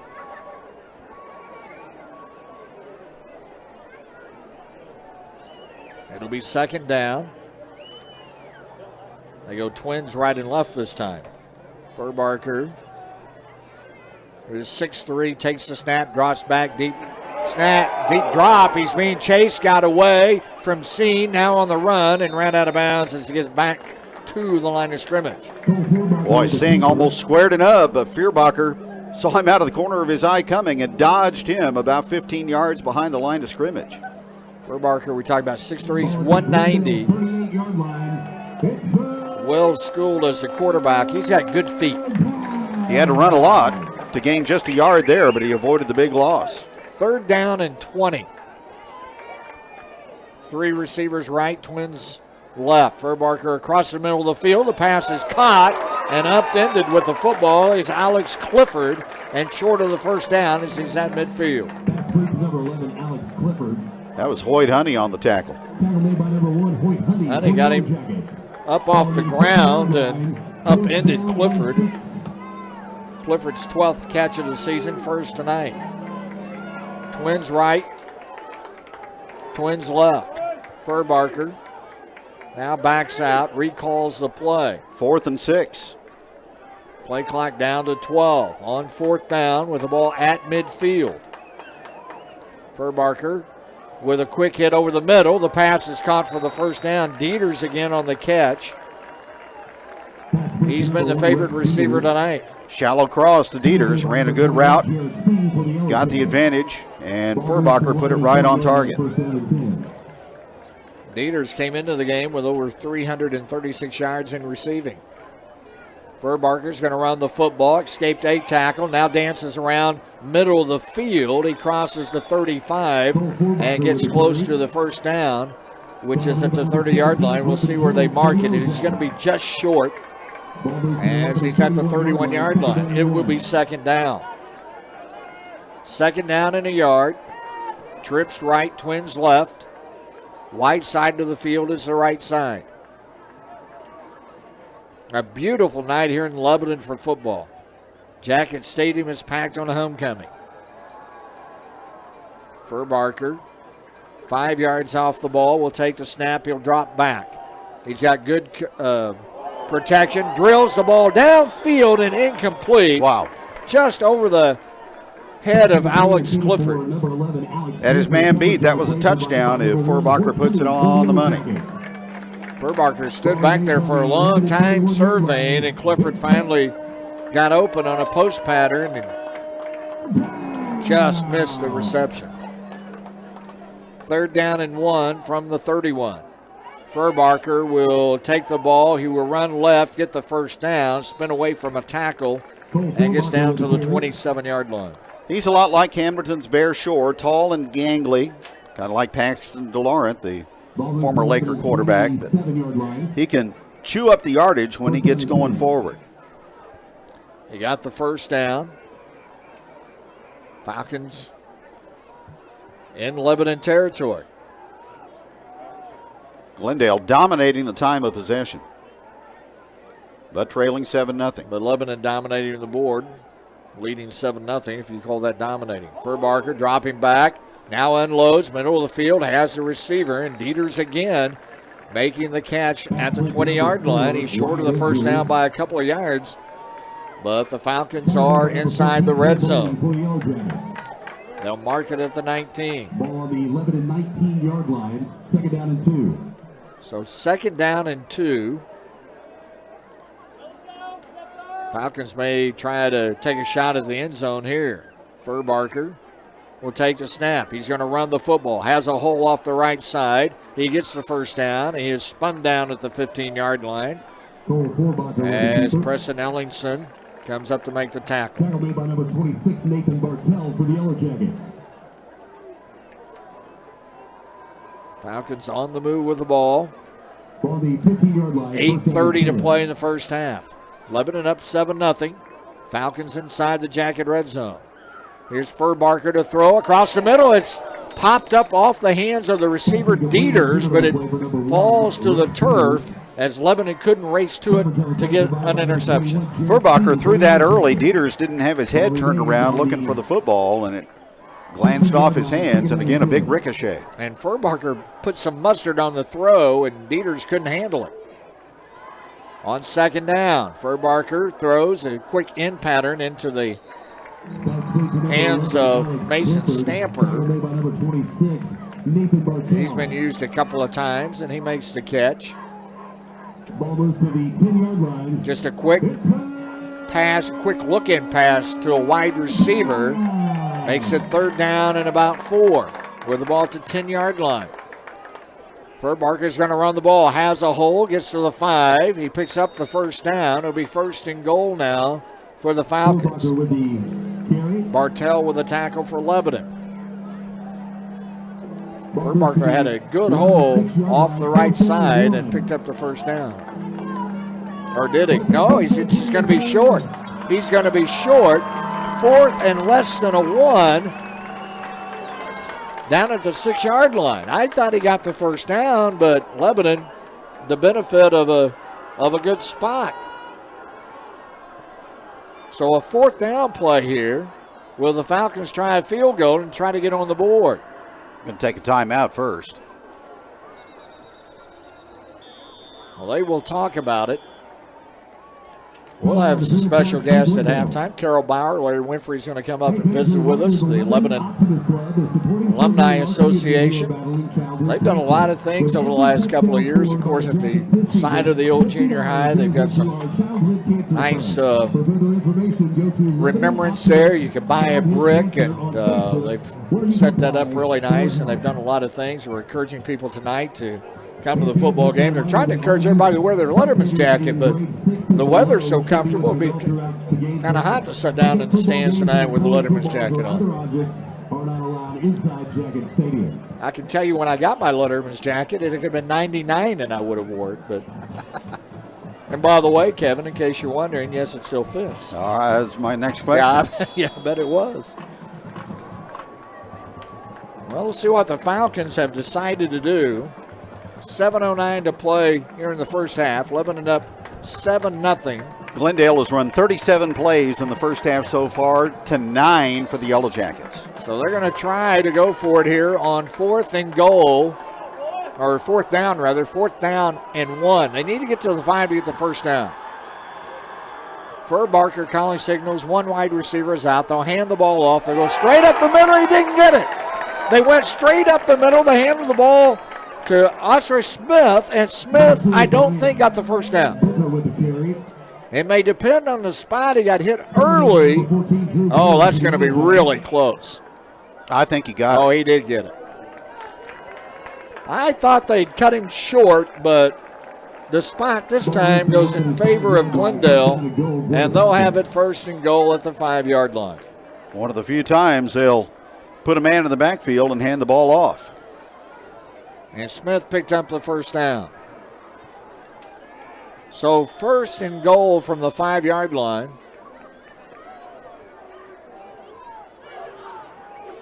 Lebanon trying to protect a 7-0 lead. Furbarker takes it. He's going to run with it. He's going to go left. He's got a hold. A flag flies. They stop him at the 2. There's 2 flags down. And my guess it'll be a Falcon hold. And again, Furbarker getting up very slowly. Holding against the Falcons.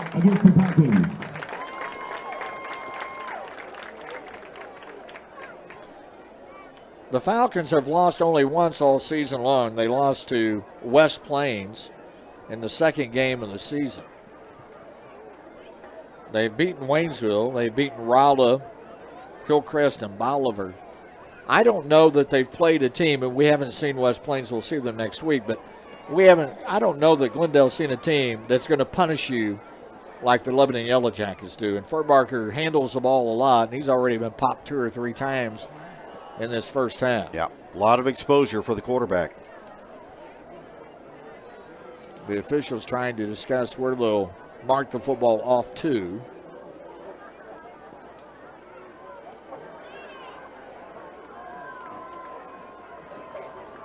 It is, again, holding against Glendale.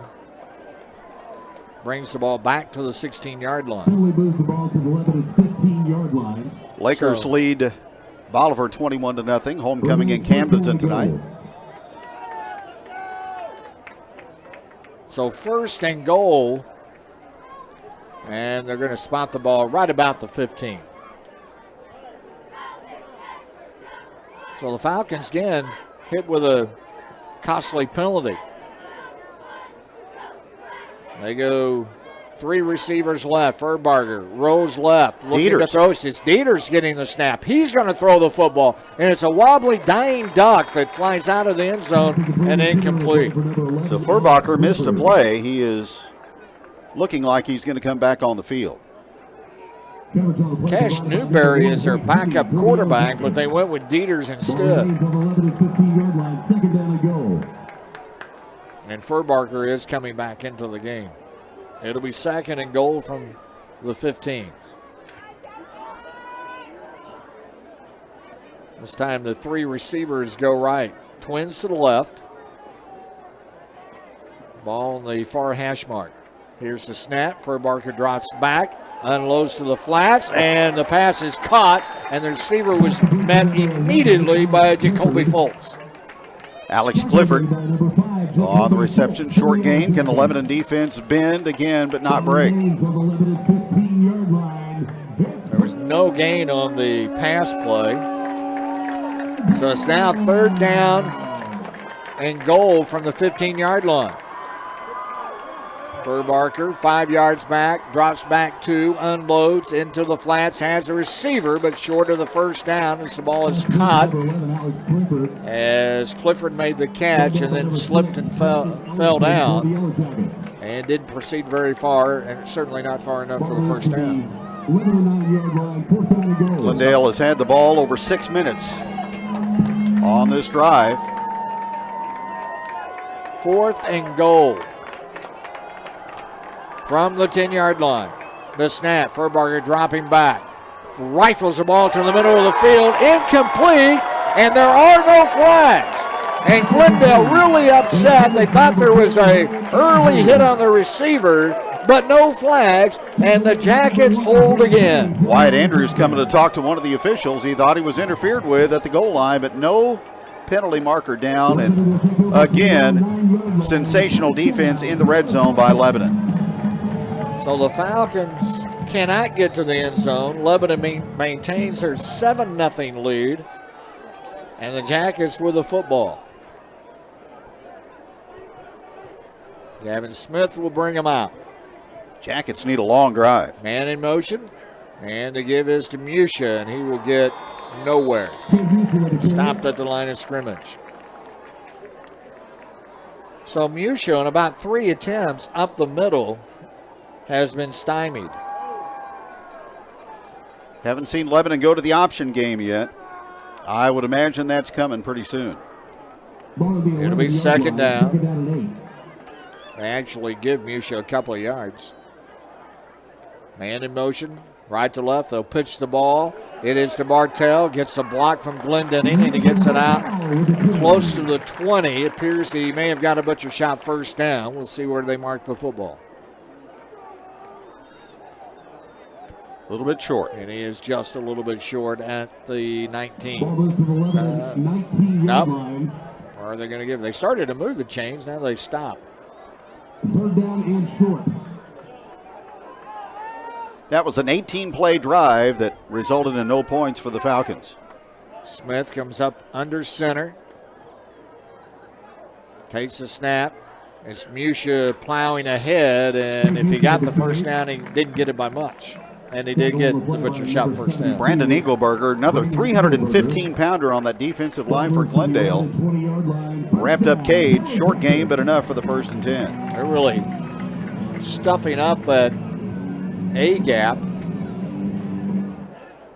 1st down and 10 for Lebanon. Jackets' first down of the ball game. Glendenning in motion. Here is Smith pitching the ball to Glendenning. Finds a hole. Gets out to the 30 before he's finally stopped. Stopped by Bryant Booker of the Falcons. And a butcher shot 1st down for Glendenning.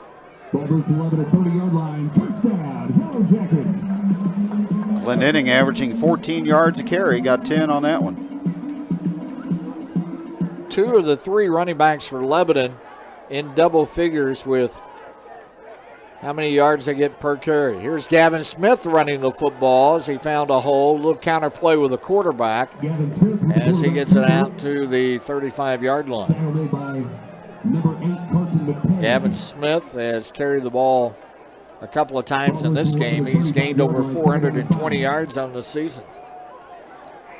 Gavin Smith's done a very good job running this offense. Running the football as well as throwing the football. A couple of touchdown passes last week. Man in motion. Here's the snap. They'll pitch the ball as they sweep to the left side. And this is Bartell, and he got hammered pretty hard, but he got a butcher shot 1st down. as he gets to the 41-yard line, but he may have felt like he was on the cutting board. Got smashed that time by Bryant Booker, but a gain of 8 and a 1st and 10. Lebanon on the near hash mark. Jacoby Foltz has come into the ball game, give Bartell a break. Man in motion this time is Glendenning. Here's the snap. Gavin Smith, the quarterback, keeps the ball, tries to follow Musha through the hole, but only gets a yard or so. On the tackle for the Falcons, Jacob Tabor. It'll be 2nd down and 7 with the ball at the 46-yard line. Drive started at the 10. Jackets getting some operating territory here with under 3 to go in the first half. Hendricks and Honey in as wide receivers. Lebanon hasn't thrown the ball in the first half. Glendenning in motion. Comes to a stop. This is Smith again running the football. He lowers his head, plows his way for about 6 yards and close to the first down. Be about a yard short. It'll be 3rd down for Lebanon. Gavin Smith hauling the mail on this drive. Well, Glendale is geared to stop the fullback dive tonight. That's pretty obvious. So other options are going to have to come to the forefront. That's the great thing about this Lebanon team. There are a lot of options. Here's Musha, and he will go nowhere. Maybe the toughest first half that Kate Musha's had all season long. Made by number 2, Bryant Booker. 2:06 to play in this first half. Lebanon up 7-0. Tell you, the downfield throw is going to be there, though, when Lebanon wants to dial it up. Smith on 4th down now. Counter play, and they give it to Bartell. He gets the first down, still on his feet to the 40 and out to the 37-yard line. And a butcher shot first down that keeps the drive alive. Carson McTagg made the tackle. And a flag on the play. Lebanon pointing toward Glendale. And it is a personal foul against the Falcons. Wow.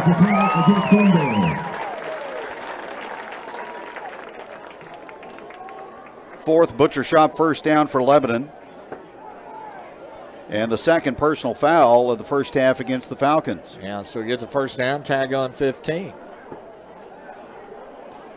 Lebanon with 1:49 to work with. Ball down to the 23. First time tonight we saw the counter play with Bartell, and it was successful. Smith brings them out, 1st down and 10. With the ball at the 23-yard line. Glendenning in motion. Musha off tackle, left side, a couple of yards, that's it. He's met in the hole by Evan Walker. 5'11", 215 pounds. Well, you keep banging away, keep banging away. It'll either break or they'll throw the ball in the end zone to Hendricks or Honey. And we're getting close to that time that they do that.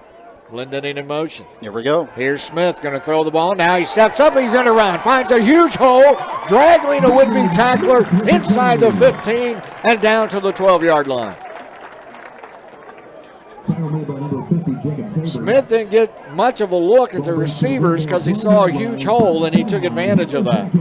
And a butcher shot first down with the ball inside the red zone now.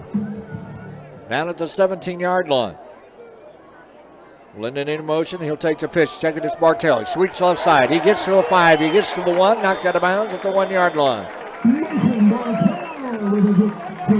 So Lebanon's knocking on the door.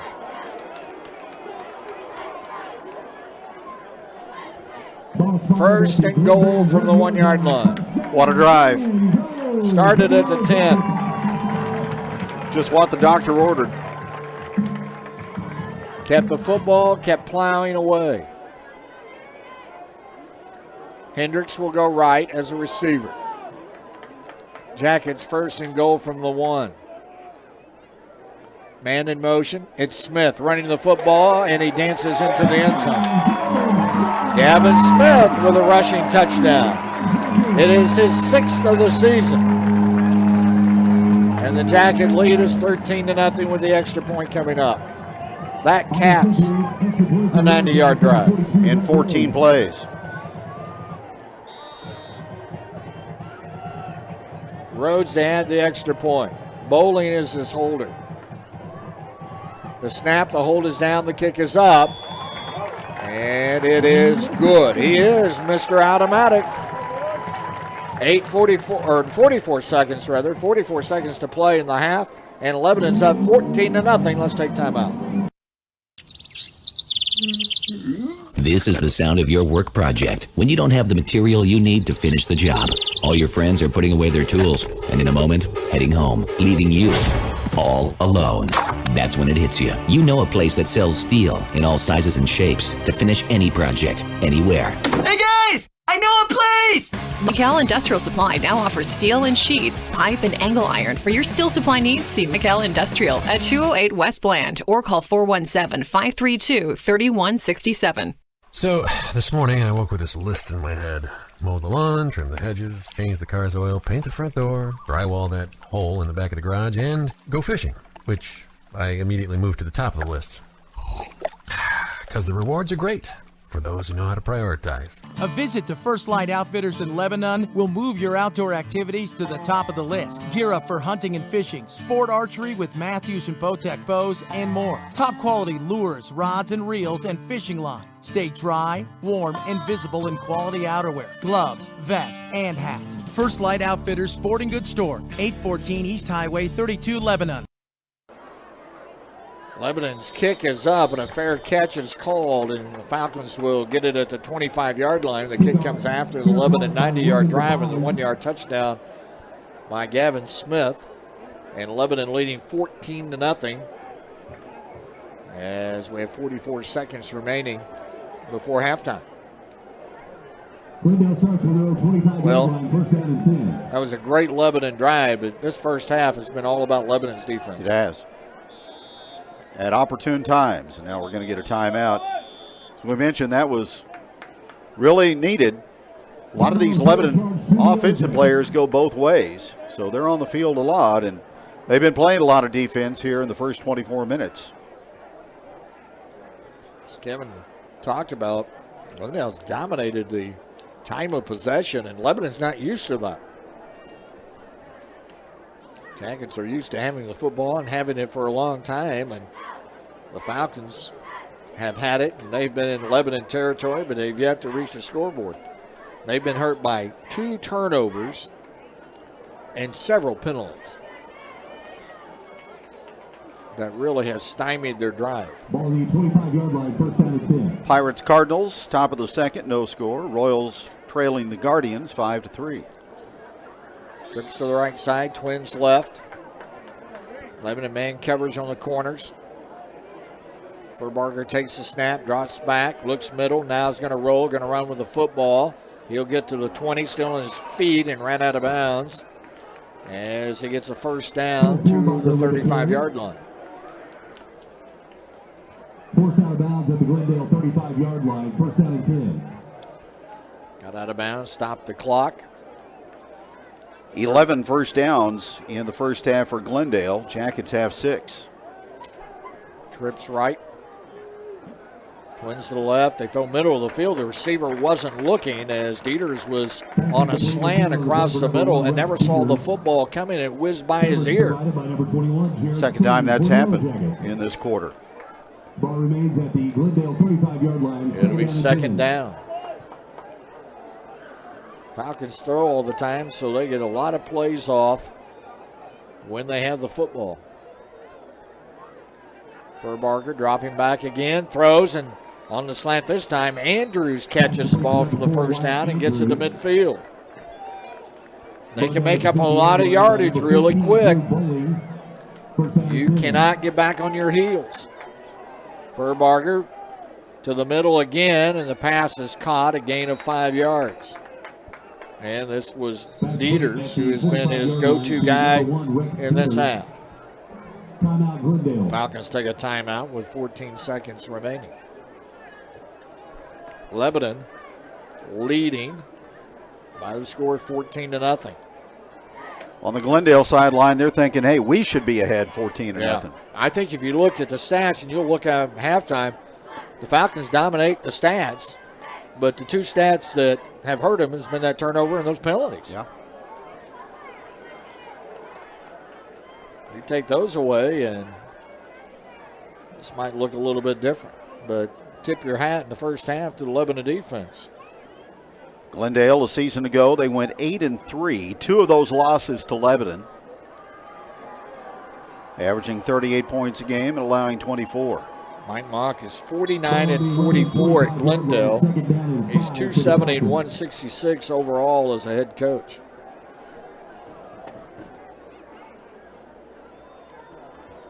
For the Falcons, it's second down. 2nd and 5.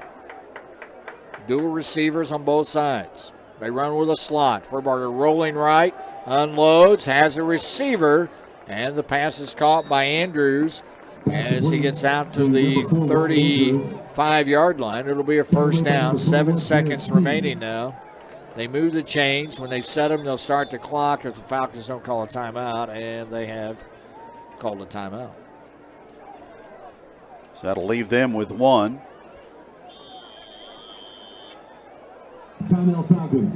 Good crowd on hand tonight. Next week, Lebanon will go to West Plains. Jackets travel well. It'll be good to see how many of those folks come down to West Plains with us. You know, in the past, Lebanon's traveled pretty well to Howell County. They have. Glendale will take on the Parkview Vikings in Springfield on Friday night next week. So the Jackets taking on 4-1 Glendale. They'll take on West Plains next week, who lost last week to Camden, and the Lakers are looming in a couple of weeks after that. So 3 weeks before the Laker game. But you got to take care of business every week. So the Falcons with 10 seconds remaining here before halftime. Or they use every bit of their timeout. Receivers right and left. They'll send out 5. Furbarger takes the snap. Deep drop, looking deep. Now rolling right. Lebanon good coverage downfield. Furbarger still on the move. He's going to run out of bounds with 2 seconds remaining on the clock. Good downfield coverage again by the Yellow Jackets secondary. They have put the blanket on the deep ball tonight so far. Ball to 11 to 30-yard line, 2nd down and 4. So this will be the final play. Barring a penalty. Furbarger calls out the play from the shotgun position. He will take the snap, drop back 7 yards, rolling right, looking, still on the look as time has expired. Now he unloads downfield, and it is knocked away at the last moment by Drew Bowling. Bowling got a hand in, but we've got a penalty. And we'll see who that's going to be on. And with all the time that Furbarger had, Kevin, I wonder if this will be a hold or an ineligible receiver downfield. Oftentimes when the quarterback holds the ball like that, somebody leaks downfield that's not supposed to be down there, but the Falcons are acting like it's going to be against Lebanon. Well, he held the ball for about 15 seconds. Yeah, so a long time. Everybody eligible was down in the end zone.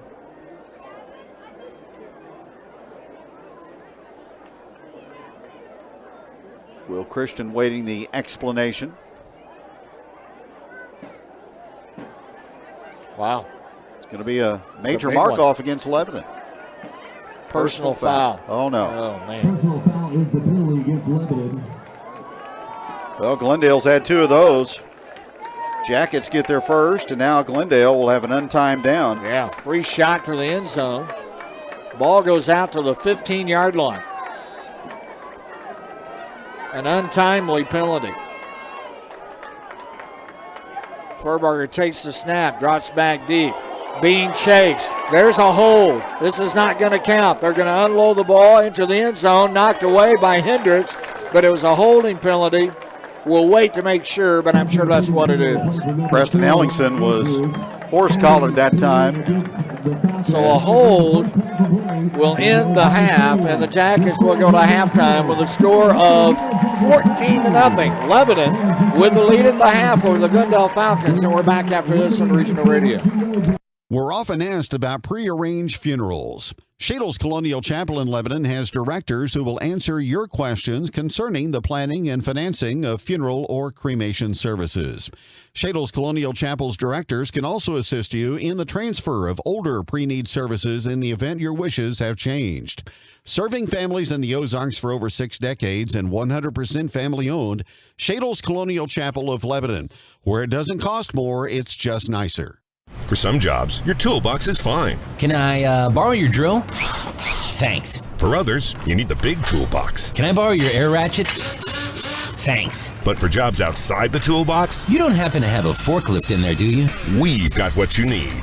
Whether it fits inside the toolbox or not, Sing Rental has the top quality, well-maintained equipment you need. From trucks to tools, from lifts to loaders. For any project, big or small, Sing Rental buys it so you don't have to. Call Sing Rental or go to singrentals.com.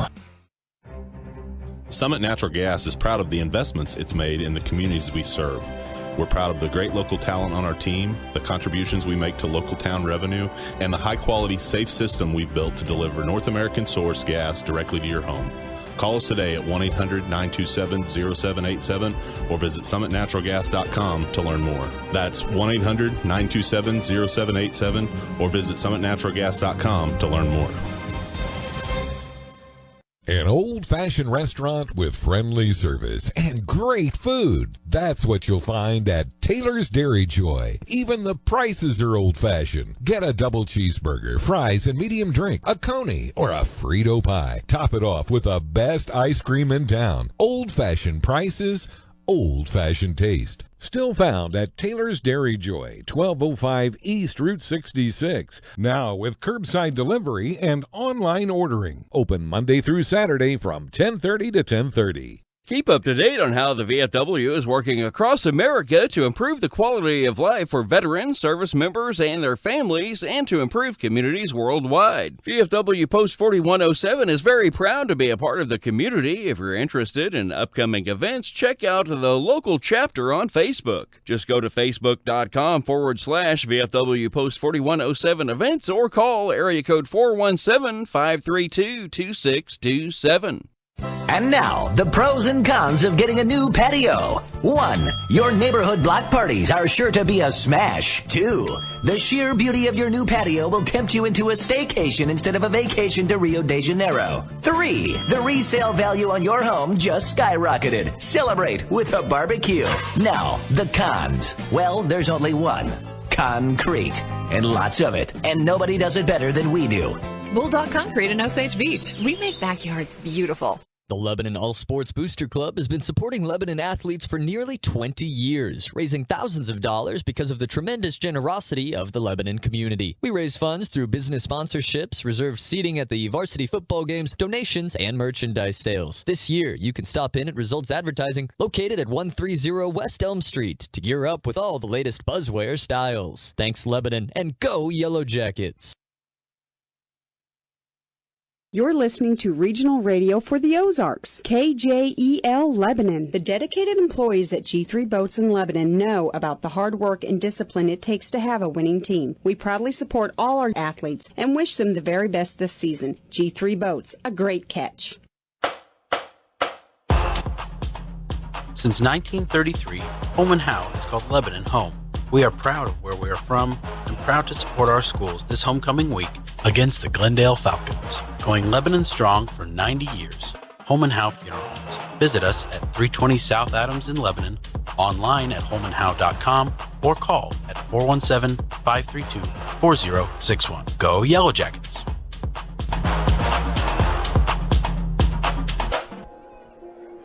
We are back at halftime, and Lebanon leads Glendale by a score of 14-0 here on Regional Radio KJL as we move into the 8 o'clock hour on homecoming night here at LHS. And our guests, 2 members of the Lebanon Alumni Association, Larry Winfrey and Carol Bauer. Judge, talk about the event today at the Alumni Plaza. What was going on there? Well, we had, in light of homecoming, we had a celebration at the Alumni Association Plaza there at the junior high, the old junior high camp. Well, I guess it'd be the old high school campus as well.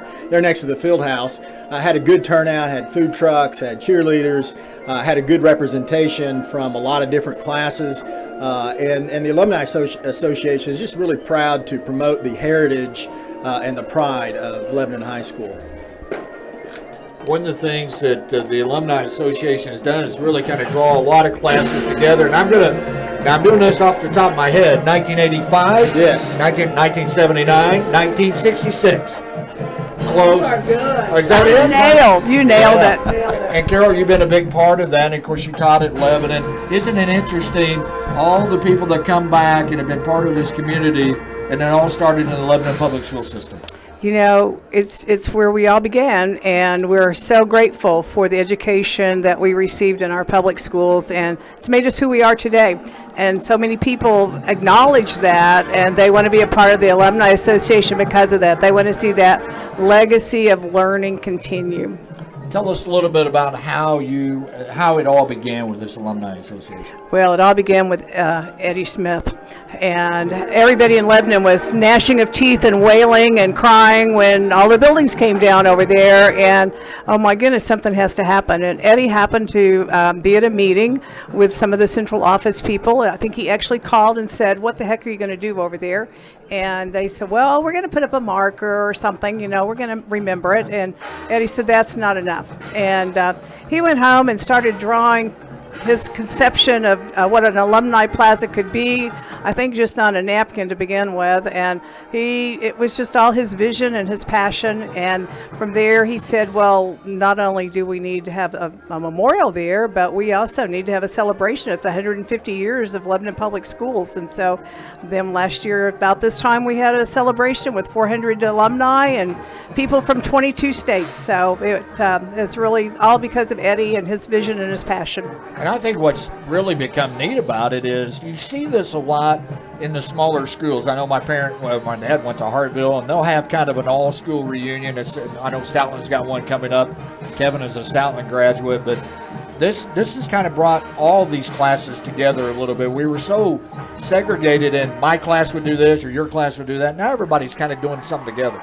And that was one of the things that was mentioned tonight, is so many of the people who were there said it was so much fun to see people from other classes, because they were in band with them or in football with them, or their older brother or younger sister or whoever were friends of them. And it was just a great thing to be able to all come together beyond just your particular class.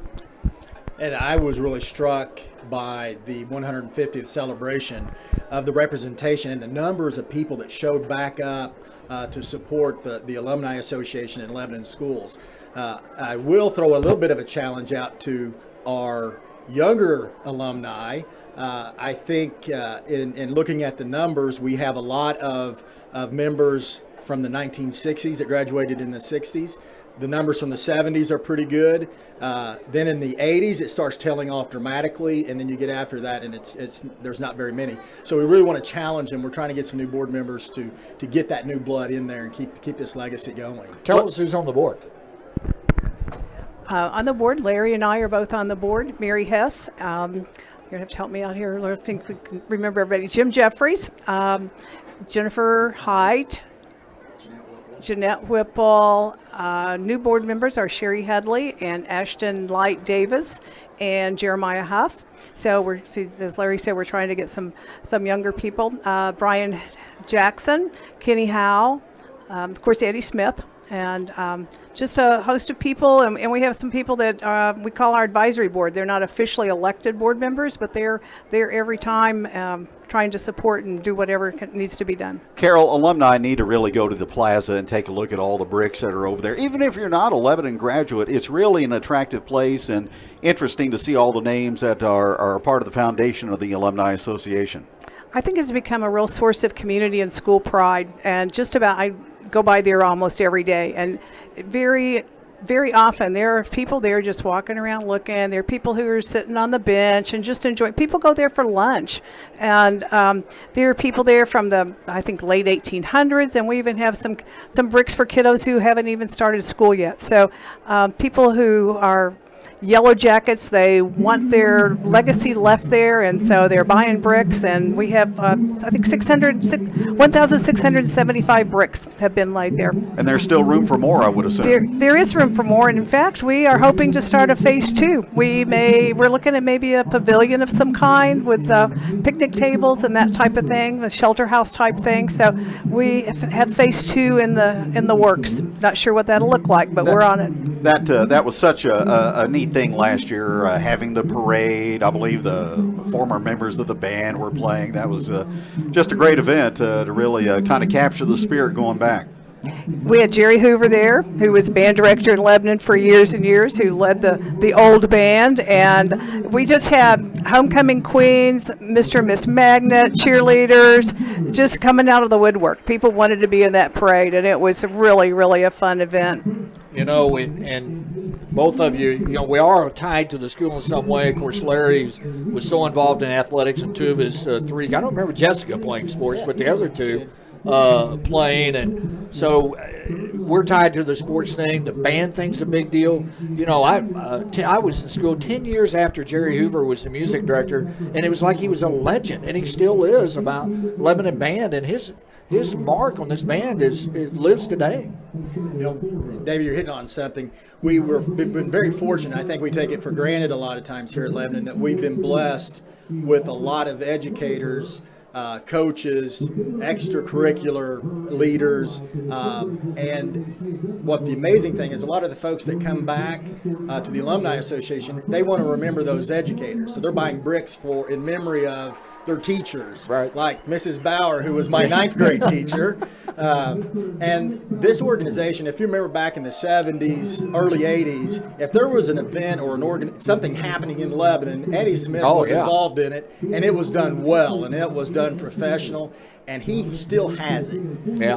I've been fairly new to the board compared to some on the Alumni Association, and I'm struck by how organized, professional, everything is done right, and doing it the right way to preserve the legacy of Lebanon High School.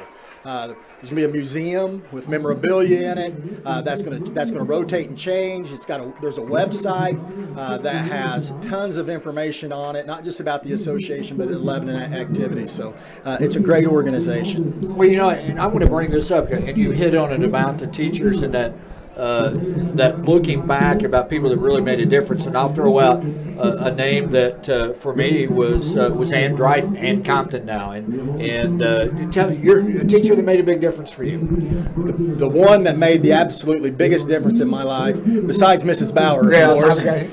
She's the one that convinced me I couldn't be a professional ball player in decision-making class, and led me kind of down the path I'm on now, so thank you for that. But the teacher that had the biggest impact on me was Barbara Burnett. Without a doubt, and it wasn't just the subject matter she taught, it was the life lessons that I learned, because it was from her that I really learned what respect means and how powerful respect is, to give it and to earn it. Carol, and for you?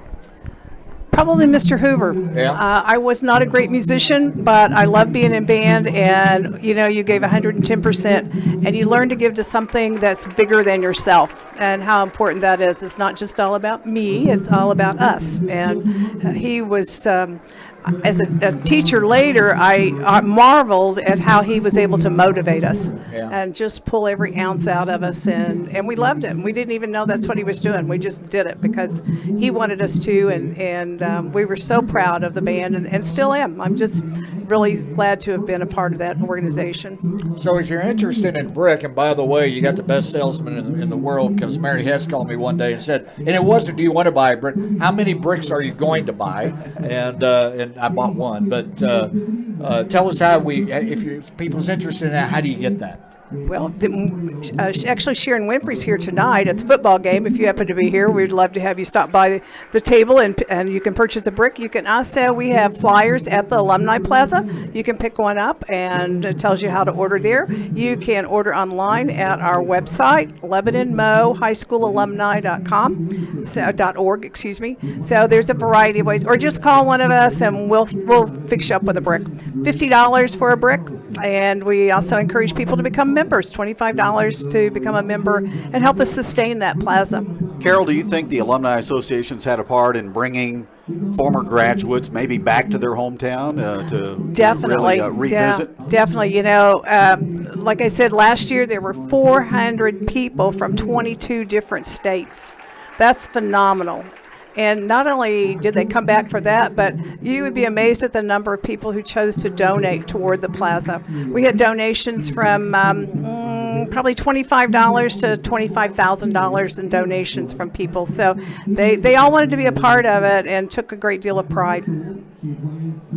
Well, I know that you two have been instrumental in this and what you've done for the community. And I was on the school board when Carol was a teacher, and the respect that she had among her peers. I think you were the president of maybe the Teachers Association at the time when I was on the board, and all that meant is to balance that and to teach, and what you've meant for kids is a big deal. And of course, Larry, what you've done and coming back to Lebanon with a law practice and then being an associate circuit judge, I just think it shows that, you know, that this town means a lot to people, and this association of alumni just adds to that so much. And I think it's going to be a big deal for years to come. And I think those younger people, they're going to get it at some point. It's going to hit them really about what all this really means.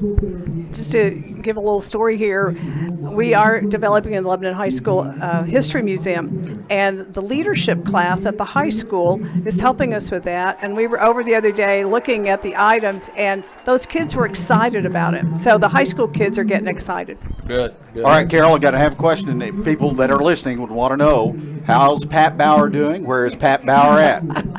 Pat Bauer hadn't changed a bit. He's just as ornery as ever. Pat is supervising student teachers from Missouri State University and lives in Springfield. Super. And Larry Winfrey, how about Kelsey? She's doing well. She is enjoying her career as a nurse at the University of Missouri Hospital. She's back at Mizzou and loving life. She didn't realize that there was this much free time available. I bet that's right. Yeah. And, of course, Luke Winfrey, a major part of the First Baptist Church congregation. Absolutely. And still loves sports, still part of the football program, comes and works with them, and I think he's I think the coaching, don't tell anybody, but I think the coaching bug might be just biting him a little bit, so that'll be interesting to see where that goes. All right, next question. When are we going to get an update on the Lebanon all-time football record book? I have it done through 1963, so probably at the end of the season when I update this season's stats. And by the way, Rhett Rhodes, man, he's killing it. It is. He's going to be up there in the record books. I mean, as a freshman to do what he's done, there's big things in store, I think, for him. So I think probably right after the end of the season, I'll get to update it. Still working on basketball. Coach Toombs got me working on basketball, and so I'm not back very far yet, but I'm working on it. The judge and the historian all in one. The judge puts a lot of work, but I'm not going to let him get away because you mentioned two of his kids. You got to mention Jessica. She's living in Nixa. Living in Nixa, and I have my that's first what grandchild, right, Annie. Exactly. So shout out to Annie. She's 2 and is absolutely wonderful. I kind of like this grandparent gig, but just so that Jess isn't slighted, she did play tennis in high school and played soccer and she was not quite as motivated sports as her 2 siblings. Yeah, right. But I didn't want to leave her out because I knew the grandbaby thing. Well, I'm leaving out a grandkid in it for anybody. And how many of you got? Okay, I have to top Larry. Yeah. I have a great-granddaughter. Oh, my. Our son, Greg, who graduated from Lebanon High School. We have a great-granddaughter, and we get to babysit. So it just gets better, Larry. And Greg was a football player. Greg was a football player. He was. Absolutely. So, again, anybody that wants to get involved in the Alumni Association, what's the contact information they need to know? I'm going to let Carol give that to you, but first, the easiest way to get involved is tomorrow morning at 10 o'clock at the Lebanon High School in the cafeteria. we are having our annual Alumni Association meeting. So if you're an alumni, show up. And we'll get you signed up, and you can be involved in that. You can take a tour of the high school. I think people that haven't walked the halls of LHS will be absolutely amazed what they see inside that building. So that's the first way. Just show up tomorrow. We'd love to have you. And in addition to seeing the school, we have some of the memorabilia that were in the original time capsules that were recovered from the old buildings that are going to be on display. So there's a lot of history that's going to be shared tomorrow. I just wanted to say that anyone is welcome to join the Lebanon High School Alumni Association. If you ever attended, worked for, or support, you are welcome to be part of our organization. They're looking at you, buddy. Absolutely. Voice of the Yellow Jackets. That's right. And our website is LebanonMo.High.School.Alumni.org. Super. Thanks for spending time with us at halftime. Thanks for having us. We appreciate it. Carol Bauer and Larry Winfrey from the Lebanon Alumni Association, our guest at halftime. Jackets lead Glendale by a score of 14-0, and we'll get ready for more football with the third quarter coming up here on 103.7.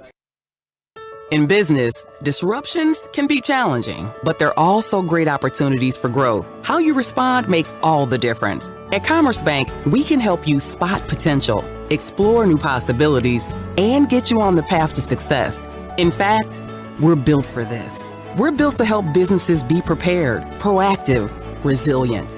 Commerce Bank. Challenge accepted. Visit us at commercebank.com/built-for-this. Member FDIC. Whether it's getting your car ready for dangerous winter driving or roadworthy for a hassle-free summer vacation, Boggs Family Automotive at 14255 Highway 64 has been your trusted automotive source since the 1970s. Call and schedule an appointment today and drive with confidence, knowing that you're ready to deal with whatever Mother Nature throws at you. Boggs Family Automotive, 588-1882. That's 417-588-1882, and like them on Facebook. Your look, your style, your image, your fashion. We know exactly what you're looking for. For Granted Salon and Boutique in the heart of Osage Beach offers only the most high-end and luxurious apparel and hair services. Located off Osage Beach Parkway, across from Quick Car. Never be taken for granted. Camber Lock Engineering and Manufacturing of Lebanon is a proud supporter of the Lebanon youth, not only athletically, but academically. And they would like to remind everyone that teaching sportsmanship and fair play is not only the responsibility of the school, but also every adult cheering on the Jackets. Have a good time cheering the Jackets on to victory, but do it with class. Camber Lock Engineering and Manufacturing of Lebanon is a proud supporter of the Lebanon Yellow Jackets. 14-0 Jackets at halftime. Congratulations to Reagan McCowan. She was the 2022 homecoming queen, crowned at halftime. Jacoby Foltz, her escort tonight. So congratulations to Reagan. She played a softball today as the Yellow Jackets have defeated St. James by a score of 12-4. Also going through the basketball recruiting process right now. Sophie Murphy and also Taylor Rodden, Jordan Lester, and Bryn York were also among the court. And the escorts, Jacoby Foltz, as we mentioned, Case Warson, Austin Childers, Dominic Falzone, and Noah Taylor. Not very many things Reagan McCowan doesn't do well. She can shoot the basketball, she can hit the softball, and she's quite the athlete, and now the homecoming queen. Jackets ran 23 plays of offense in the first half, rushed for 104. Glendale, on the other hand, 49 snaps from scrimmage. Falcons had 14 first downs and 165 yards of offense, but no points. And that's what counts. And as we said, Glendale, in some ways, dominated the football game in that first half, but they were their own worst enemy with penalties and then the 2 turnovers. But that Lebanon defense, they may allow you to penetrate deep into their territory, but they will stop you like a brick wall once you're inside that 20-yard line. Well, Lebanon didn't win the coin toss before the game. Normally, if they do, they defer to the second half. Glendale won the toss, so Lebanon will get the offense on the field. And if they can drive down and put more points on the board, they will take a big step toward winning this ball game tonight. But a lot of time left, 24 minutes to go in this second half of play with Lebanon in front by a score of 14-0. You know, you take that touchdown anytime you can get it, but I would bet the want to out of Will Christian would be, let's have a long, sustained drive in that start of that third quarter to get to the end zone and take up some of this clock and try to keep it out of the hands of the Falcons. Again, Lebanon next Friday night at West Plains to face the Zizzers. We'll have the broadcast beginning at 6:15, 7 o'clock kickoff next Friday night. And then 2 weeks from tonight, Lebanon will be at Camdenton. 3 weeks from tonight, the regular season comes to an end with the Rolla Bulldogs here at LHS. So, I mean, the football season sails right on by. It just flies by.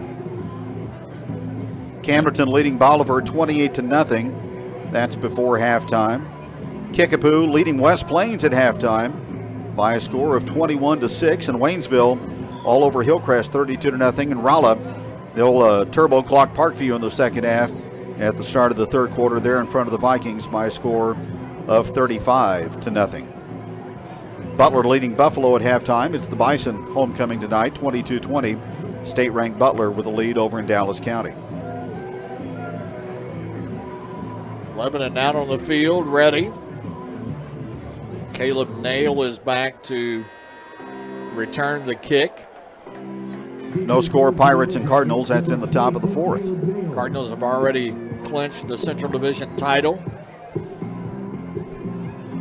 Kind of feel like you wish they were playing a little bit better as they head off into the playoffs, but I guess the other side of you says they're there.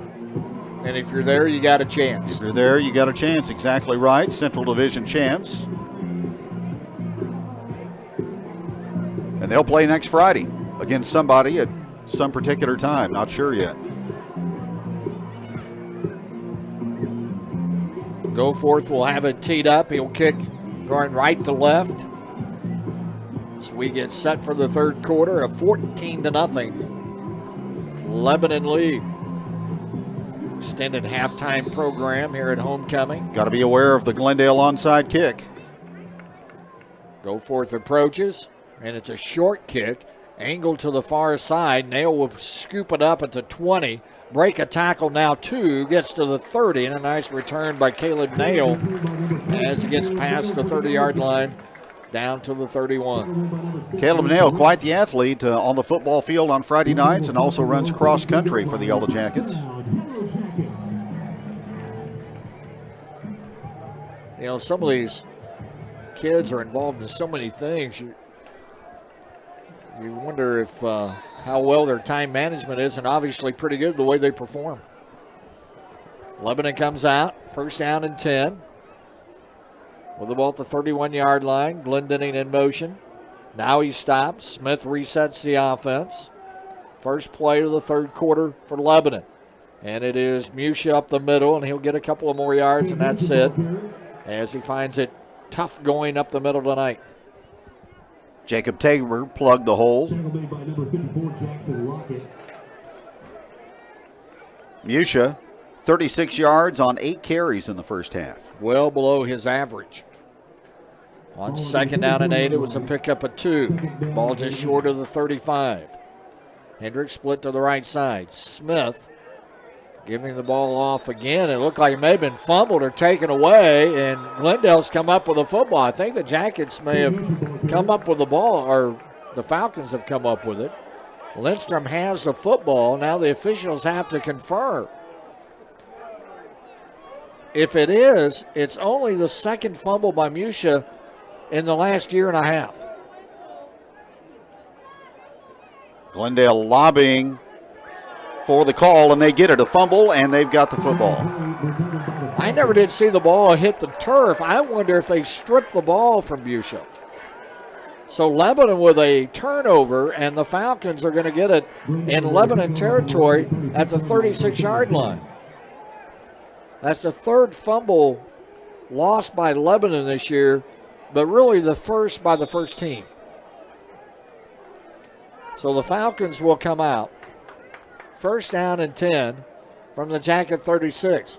Furbarker is going to run with the football. He dances to outside the hash marks and beyond the numbers and gets knocked down at the 33-yard line. Tackle made by number 17, Griffin Jones for the Yellow Jackets. And it'll be second down. 2-yard gain for Furbacher. Ball moves to the 11 and So he's up to 84 yards now on 21 carries. Trips to the left side, Twins to the right. Falcons trying to take advantage of a Lebanon Yellow Jacket turnover. Furbacher drops back, unloads to the middle, passes dropped by Andrews, and he was surrounded by coverage. They tried to throw underneath the zone coverage in the middle, and the pass was incomplete. Andrews could not hold on to it. And Bowling applied the hit. So 3rd down and 8. Twins right. 3 receivers left.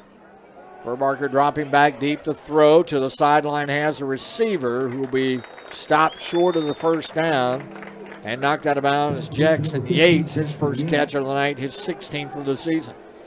4-yard gain, so 4th down for Glendale coming up.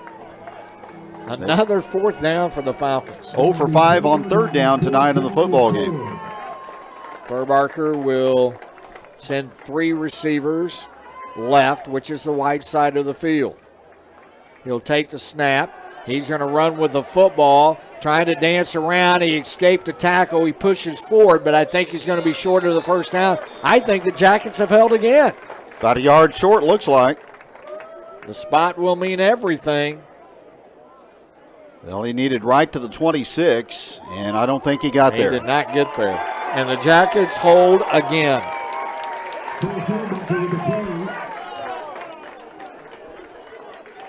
Falcons 2 for 4 now on 4th downs. And again, the Lebanon defense steps up. So Lebanon turned it over, but they do not get bit by the turnover.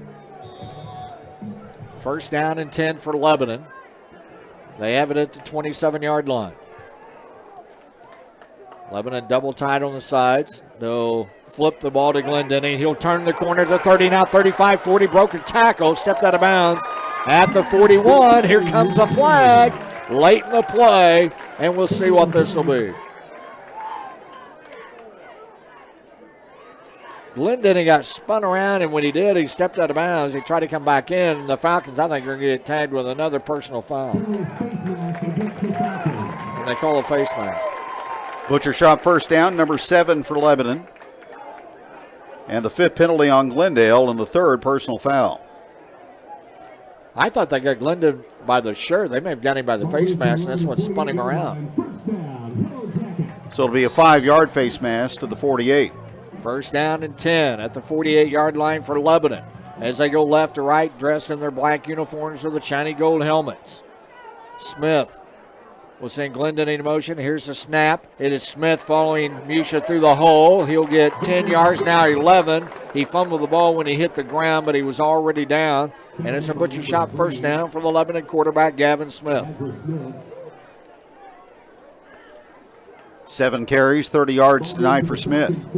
Jackets now in Lebanon territory, or in Glendale territory. Well, I'll tell you, Glendale has thrown up a brick wall on the fullback dive, so Lebanon now trying to exploit the perimeter. Smith on 1st down, sends Bartell in motion. Here's the counter play to Glendenning. He's got a huge hole. He gets to the 30, and he's down to the 28-yard line. And the sophomore has a Butcher Shop 1st down as he carries the ball well on that counter play. He averages 14 yards a carry, and he gets a 1st down there to the Falcon 29-yard line. 1st down and 10 for Lebanon. Lebanon on the march to start the 3rd quarter, leading 14-0. Bartell in motion. Here's Musha off tackle left side, and the Lebanon fullback just not finding a place to go tonight. He gets stuffed after a gain of about a yard. Well, that's because 54 Jackson Lockett goes 5'11", 320, and he just absolutely engulfed Cade Musha.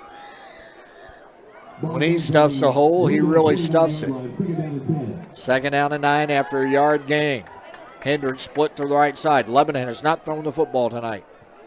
Smith calling signals. Glendenning in motion. Here's Smith, big hole, off tackle, right side, gets outside the numbers to the 20, 15, run out of bounds, inside the 15-yard line. They keyed on Musha, left a hole for Smith. He follows the block on the right side of Conrad and Faircloth, and a huge hole. 1st and 10 with the ball at the 13. Beauty of the bone. You take one area away, something else is available. Hendricks and Honey split out wide. Man in motion, and the Falcons have jumped off sides. Glendenning went in that motion. He does a little dance when he does, and that draws the defense off. Eagleburger, 300 plus. The brakes don't work too well when you start going forward.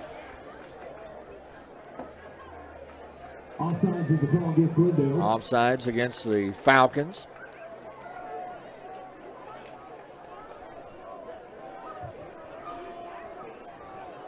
Would Lebanon dare to throw here? Doubt it. They're at the 5 now. Need to get to the 3 for a first down. They're working on first down. Here's Musha pushing his way down to the 5-yard line and about a yard short of the first down. It'll be second down. It's probably second down and about 2.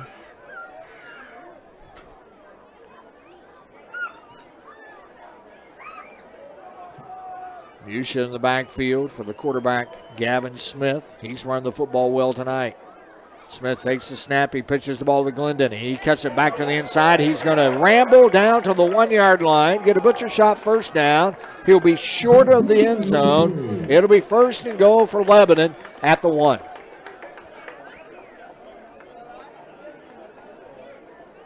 First and goal for Lebanon at the 1-yard line. The last time they faced this, they used Gavin Smith running up the middle from his quarterback spot. Smith sets him.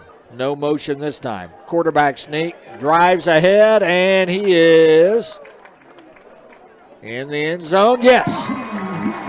The officials wanted to make sure they didn't make an early call, and when they unpiled, Gavin Smith was laying in the end zone.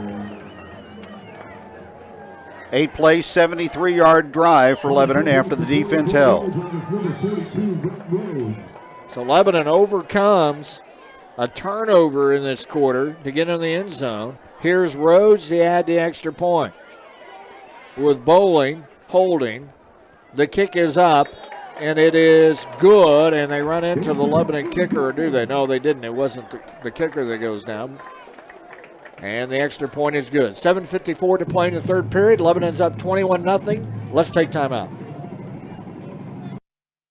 If you've been here for almost 80 years and your business is on the 4th generation, you must be Crow Paint and Glass. Crow's offers a full line of PPG paints with all the brushes, drop cloths, and other supplies needed for any and all paint jobs. And not only do they carry auto glass, they do chip repairs, power windows and lock, door handles, and more. Along with auto glass, they do flat glass, mirrors, plexiglass, and many other glass types and installs. Crow's also carries hardware items, wallpaper, and even do custom framing. There are just too many things to mention, so stop in at Crow Paint and Glass, 390 West Elm in Lebanon. I'm Kim Light from Heritage Bank of the Ozarks. Coaches and athletes, we know you're working hard each day. This athletic season, remember, Heritage Bank of the Ozarks is behind you 100%. From your neighborhood banking family, good luck and play hard. Member FDIC, Equal Housing Lender. 73-yard drive by Lebanon ends with Gavin Smith plunging in from a yard out. Second time he's done that tonight. And the Jackets leading by the score of 21-0. Rhodes' kick is up. They call a fair catch, and they'll catch it at about the 18-yard line. How about 7:01 tonight at Busch Stadium to tie the game? Wow. 701 home runs. Wow. Just think how many he would have had if he had stayed put. If he would have stayed and if not for injury. You know, I really liked what he had to say in the locker room after they clinched the pennant.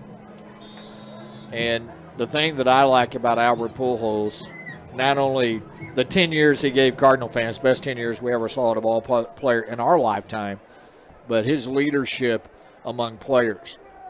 Furbarger rolling right, looking, unloads, pass is intercepted by Glendenning. Let's see if he held on to it. And did he keep it? He did not. Yes, the Glendale receiver I guess stole it Glendale away. got it away. Yeah, I thought Glendenning had come up with it. But instead, it's a pass completion to the 30-yard line.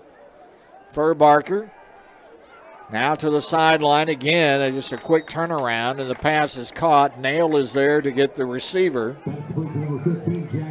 as it was caught by Yates, his second reception of the second half.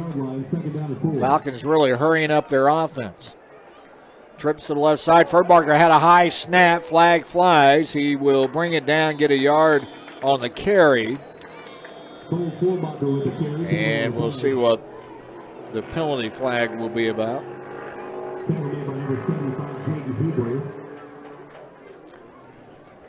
Procedure. So the illegal motion against the Falcons.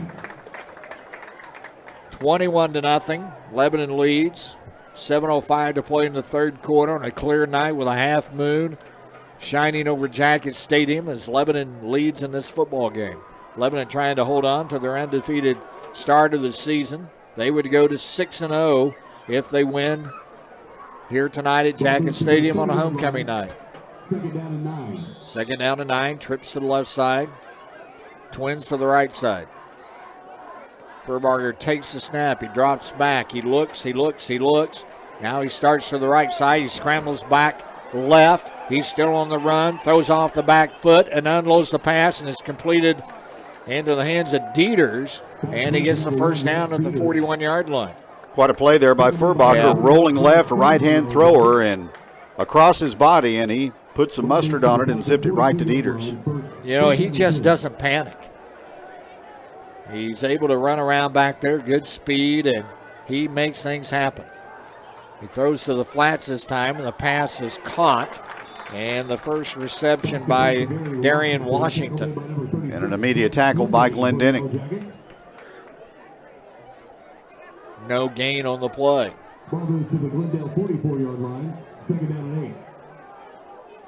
Three-man offensive front for Lebanon. Furbarger dropping back deep, unloads to the middle, has wide Andrews. He'll get 11 yards out of the reception, running up the middle before he gets tripped up by Bowling. Little bubble screen that time. And a gain of 11. First down and 10 for the Falcons. They started this drive at the 18-yard line. Furbarger dropping back and looking again. Good coverage downfield. There's a flag. That'll be a hold. Rolling right, chased out of bounds. And the Falcons are going to get tagged with a holding penalty. Yeah. And now a flag flies on the far side of the field, and we're probably going to have an unsportsmanlike conduct and or personal foul. Yeah, that was an obvious hold on Griffin Jones. The second flag came after the play, so a dead ball foul. So my guess, if this is against Lebanon, we'll have it marked off going back against the Falcons on the hold and come back the other way on the Jackets. If it's against Lebanon, maybe on Glendale. About to find out. Holding Glendale. Dead ball, personal foul. Unsportsmanlike against the Jackets. So Glendale should come out 5 yards to the better on this.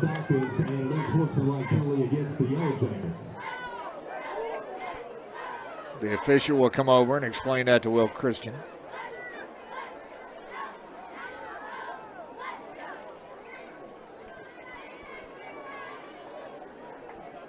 A long explanation. Of course, called on the far side of the field, so if you're Will Christian, you can't have much of an argument about it because you really not in a position to tell what was occurring.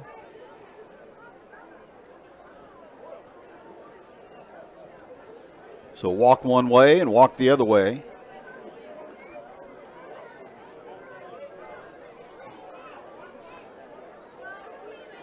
First down, Glendale. And the ball will be put to rest at the 43.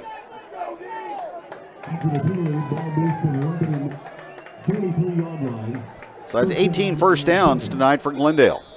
But they're down on the board 21-0 here in the third quarter with 5:53 to go. Furbarger will send his receivers right and left. He looks to the sideline to get the play. Play clock is down to 12.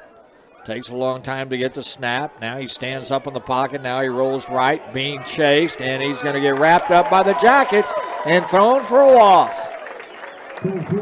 Just know where to go downfield with the football. Geyer Wee was one of the guys on the attack. Bartell be credited with the sack. Bartell's had a great game tonight defensively. It was his second sack of the ball game. It'll be second down and 16. The ball at the Jacket 48-yard line.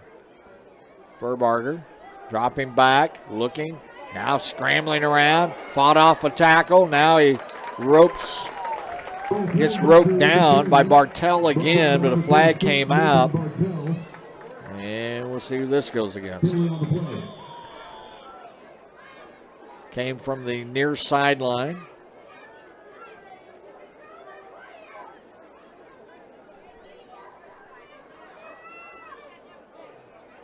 Long talk with the white hat official.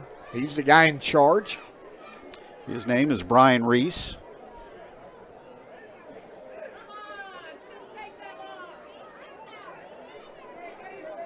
They continue to discuss it. Now they're going to have a second conversation. Face mask against Glendale. An offensive face mask. A rarity. Yep. Will Christian says we'll take it.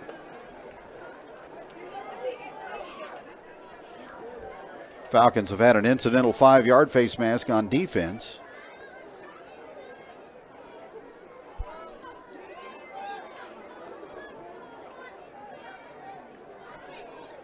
So the ball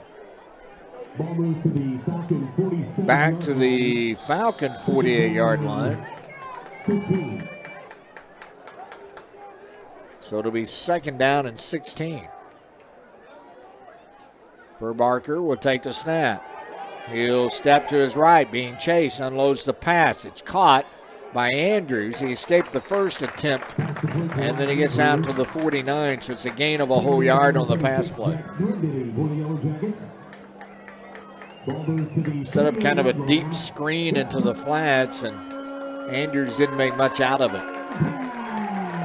So third down and 16. Trips left, Twins right.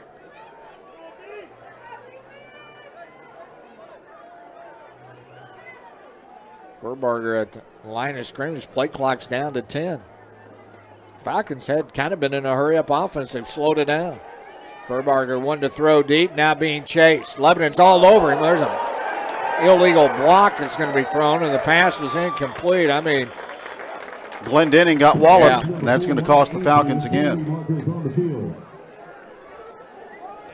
William Davis, who is 6 foot 245, blindsided Glendenning.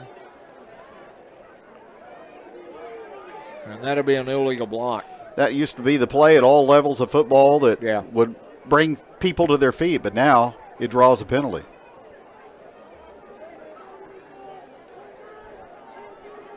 Yeah, back in the day, you'd have got a sticker to put on your helmet.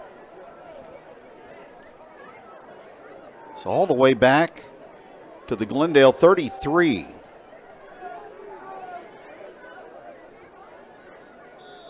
So they've got 31 yards to go to get a first down. 21-0 Lebanon. Under 4 to go here in the third. Reagan McCowan crowned the football homecoming queen. Get a first down. Glendale's got to get to the Lebanon 36-yard line. Trips left, Twins right for Furbarger. on 3rd and very long. Furbarger to throw. He's going to go deep down the sideline. Has the receiver in and out of the hands. And incomplete to Alex Clifford. Well thrown ball. Good route by Clifford. Pinned to the Lebanon sideline and just couldn't haul it in. And 4th down. Glendale now 0 for 6 on 3rd down. And you would imagine the punt will be the option here with Dieters. Nobody back for Lebanon. Well, no, there is. Bartell is back. Dieters will stand at his own 20. Bartell at his own 30.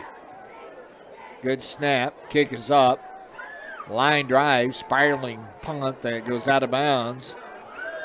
As it goes out of bounds at about the 37-yard line. So Lebanon will take over 1st down and 10. Pretty decent field position. 3:19 to play in the 3rd quarter, and Lebanon leading 21-0. Well, the defense has been the story tonight. Offense has done its job. Not to the explosiveness that we're used to seeing, but this Lebanon defense has made big play after big play tonight.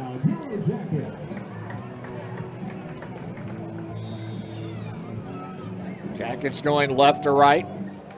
1st down and 10 at their own 37. Here's the snap, the counter play to Bartell. He's got big yardage across the 40, across midfield at the 50. He's to the 30, 25-20, 15-10. He's to the end zone and a touchdown. Bartell picks up his 8th touchdown of the season. Out the gate on that left side run and up the sideline, and nobody could run him down.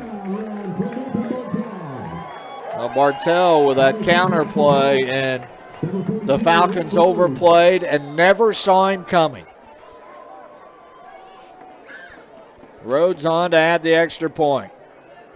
His kick is up, and he is good tonight.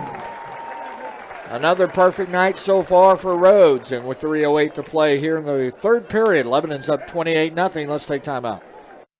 Lebanon Ready Mix and Willard Quarries has the concrete you need, whether you're putting in a new patio, building, or remodeling, or just repairing. Lebanon Ready Mix and Willard Quarries delivers to Laclede County and the surrounding area, providing quality concrete to the homeowner and the building contractor. Free estimates are provided. They'll deliver any amount for all types of concrete construction, when you want it and where you want it. Call Lebanon Ready Mix and Willard Quarries for prompt delivery to your job site. 532-2728.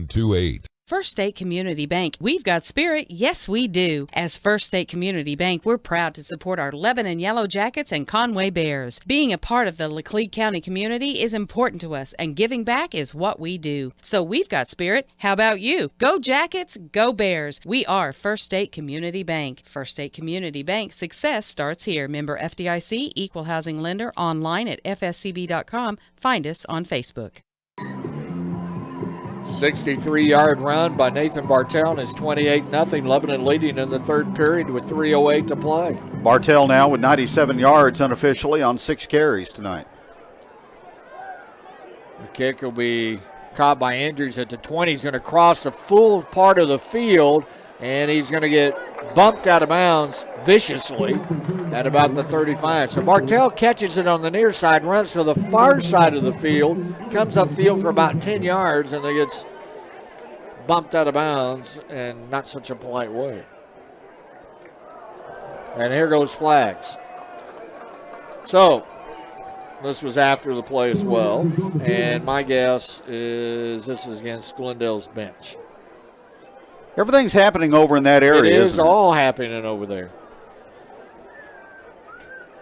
Future Yellow Jacket. Andrew Millsap right here. In the house. He'll be playing tomorrow morning at 8 o'clock. We'll see what they do to sort this one out. I almost bet this is going to be against Glendale. Andrews got hit hard and knocked out of bounds. It was a clean hit, though, because it was well in play when he got hit, and then he got knocked out of bounds. Unless both teams were chirping at each other and they call it offsetting. No, it's against the Falcons, and they have hurt themselves tonight with the penalties. You got to play the game with emotion, but you have to be smart with it. 7 penalties in the second half. against Glendale. So the Falcons will get themselves backed up all the way to the 22-yard line. So Andrews' return, which got him across the 35, is all for naught. And the Falcons will have the ball trailing by the score of 28-0 with 3 minutes left here in the third period. Again, we're on the road next week. We go to West Plains to take on the Scissors. Furbarger with trips to the left side. Single receiver split to the right. Furbarger takes the snap. He's going to run the quarterback draw. He's got a hole off the right side. Escaped a tackle and gets out to the 29-yard line. Bartell yet with another tackle. Bartell's been the star of this game tonight. No question. Running the football and on defense, he's been all over the place. On second down. Second and about 6. Furbarger takes the snap. He stands up in the pocket. He dances to the right. Now he steps up. He's going to run with the football, but he has no place to go, and the Jackets drop him at the 30-yard line. And it's Griffin Jones there to make the tackle. And it'll be third down for the Falcons. Jackets with good coverage downfield. Furbarger will take the snap. He's going to run the football, and he tries to negotiate the corner. And again, he has no place to go. He gets maybe a yard, and it'll be fourth down. Ellingson with the tackle, but it is a first down. He got the first down. Got the first down. Got the shoulders turned upfield just in time. First down and 10. Furbarger drops back, wants to throw. Stepping up again, rolling right. Good coverage downfield, runs out of bounds as he gets maybe a yard out of his scramble. Well, the Jackets have done a good job pretty much all night long making sure that they have good coverage downfield. Absolutely. Downfield secondary defense has been excellent tonight. It'll be second down. Furbarger sets his line of scrimmage at the 32-yard line. 3 receivers split left. Furbarger setting up the middle screen as he gets it to Andrews, but the Jackets are not fooled one iota. And Andrews doesn't even get back to the line of scrimmage. So they try the middle screen and just read very well by Lebanon. So third down and 10. Twins right. 3 receivers left. And Furbarger dropping back. Boy, he's looking to go deep. Now he comes across middle of the field, and the ball is caught as it's caught by Darian Washington, and he gets the first down. There was 2 receivers there, and Washington was the guy that came up with it. Usually if you have 2 receivers in that spot, somebody's in the wrong route, and a lot of times that spells disaster. Furbarger to throw again. Looking, cocks his arm, throws to the middle, incomplete.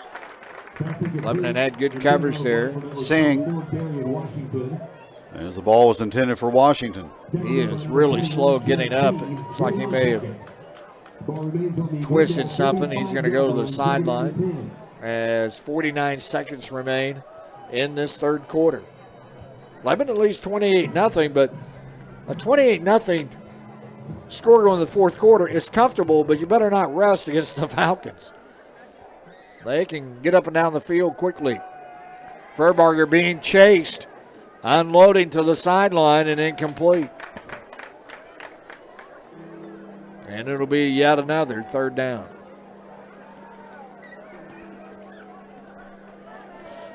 The Falcons' passing game adds about 30 minutes to a game, so. Furbarger was 12 of 19 at halftime.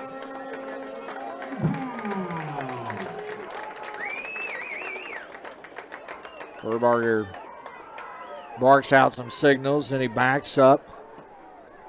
40 seconds remaining in the quarter. 15 on the play clock. You would think the Falcons in some ways would play with a little bit more urgency. They started that way. High snap, Furberger brought it down, now being chased. Unloads the pass, and it is intercepted by Lebanon. And guess who? Nathan Bartell. Wow. What a game by Mr. Bartell.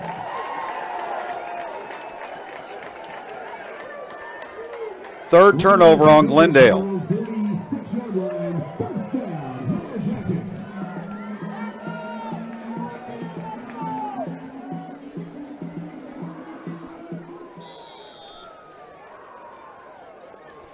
Well, this will be a game that Jacket players that are on this team will talk about the night they played Glendale for homecoming and the game that Nathan Bartell had. Here's an inside handoff on the counter play to Bartell. He dances to the outside, gets positive yardage across midfield and down to the 49-yard line. He's rushed for over 100 yards tonight. And a flag came after the play. This is in a spot where you would think it'd be a face mask, and it is.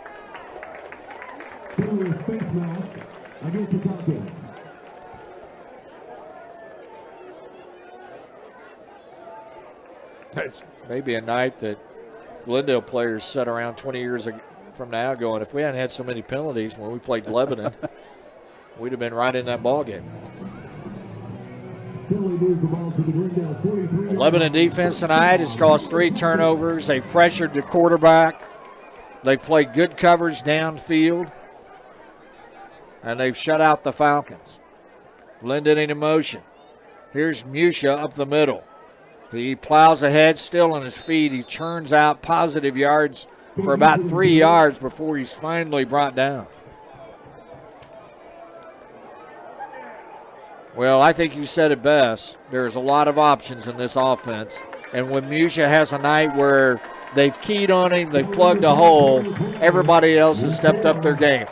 We go to the fourth quarter now. Lebanon leading the Glendale Falcons 28-0. Let's take time out. You're listening to Regional Radio for the Ozarks, KJEL Lebanon. The dedicated employees at G3 Boats in Lebanon know about the hard work and discipline it takes to have a winning team. We proudly support all our athletes and wish them the very best this season. G3 Boats, a great catch. Since 1933, Holman Howe has called Lebanon home. We are proud of where we are from and proud to support our schools this homecoming week against the Glendale Falcons. Going Lebanon strong for 90 years. Holman Howe Funeral Homes. Visit us at 320 South Adams in Lebanon, online at holmanhowe.com, or call at 417-532-4061. Go Yellow Jackets!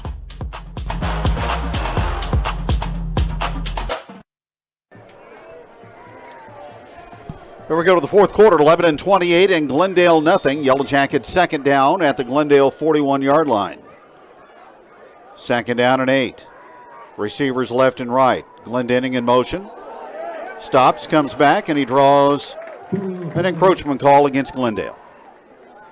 That was on Jacob Tabor. Yep, Tabor buying off on that motion and taking a step.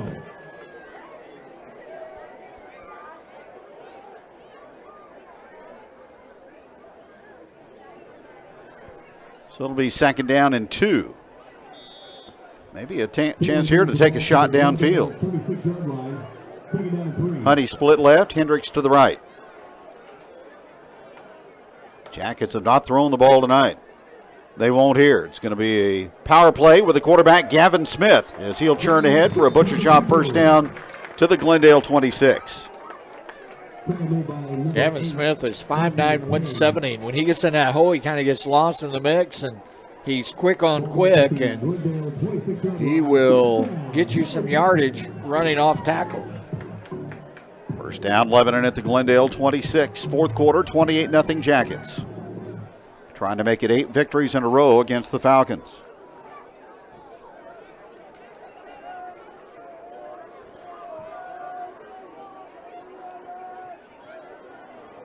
Glendale loads up the box on defense. Toss sweep, Bartell dodges a tackler in the backfield. Swerves up the sideline to the 20-yard line and forward to about the 16. elusive running by Nathan Bartell as he got close to 9 on that first down gallop. He just can't be stopped tonight. They had all kinds of opportunities to pin him against the sideline, couldn't do it. And he just kept moving forward and inside the 20-yard line down to the 17. 110 yards rushing tonight for Bartell. Second down and 1 from the 17.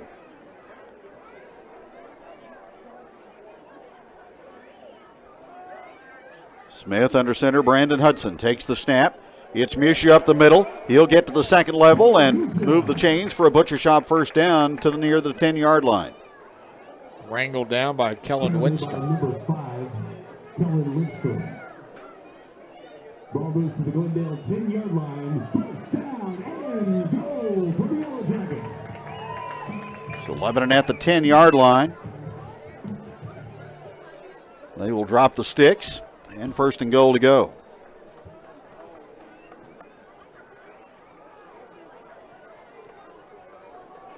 Ball on the left hash mark. 28-0 Lebanon, fourth quarter. Snap, handoff, Musha, and he gets stood up and thrown back. I just think about the overall performance of tonight's ball game, and Lebanon up 28-0 and inside the red zone. And I remember this summer seeing Will Christian at the movie theater, and we started talking football, and he goes, I really like our team, and now you get why, don't you? You get why. Yeah, he is like this team since summer workouts began. Second and goal from the 9. There's the toss to Glendenning. Blockers in front. 10, 5, and he will lower the pads to about the 5-yard line.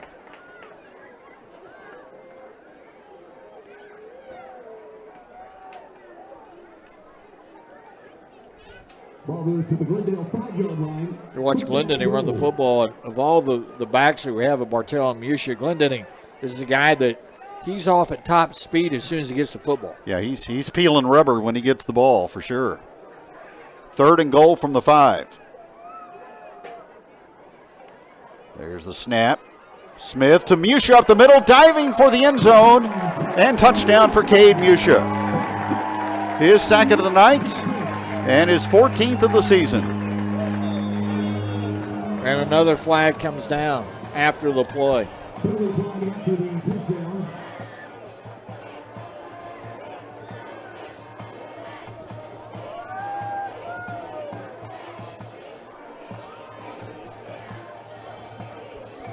34-0 Yellow Jackets.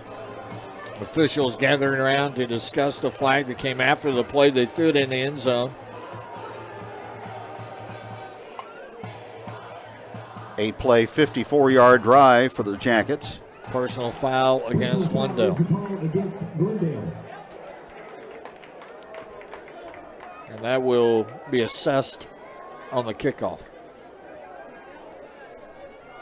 Rhett Rhodes will try to up the lead to 35.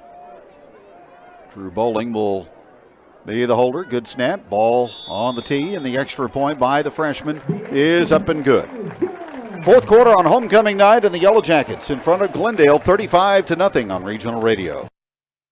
So, how was your date with Tommy? Oh, so fun. He may not make a lot of money, but he always takes me to the coolest spots. Like? Well, we went to this place that serves totally home-style comfort food, like any kind of grilled cheese sandwich you want. So delicious and cozy, yet contemporary. Can I come next time? Yeah. The Lunchbox Cafe, cooking up the best home-style foods for breakfast and lunch. Plus, they also are open for dinner from 4 to 7 p.m. on Friday. 106 East Commercial in Lebanon. Yeah, I remember some things about my elementary school years. I remember, what's her name in 5th grade. I had a crush on her, but never told her. I remember the lunch lady. She used to bang a metal spoon on the counter when we got out of line. Her name escapes me. But I do remember the name of our bus driver, Mrs. Bernie Donnelly. If you're looking for a rewarding career, the Lebanon R3 School District is now hiring and has openings for paraprofessionals, cooks, custodians, and bus drivers. These are well-compensated job opportunities with benefits to the right candidate, and signing bonuses are available. To find out more, go to lebanon.k12.mo.us.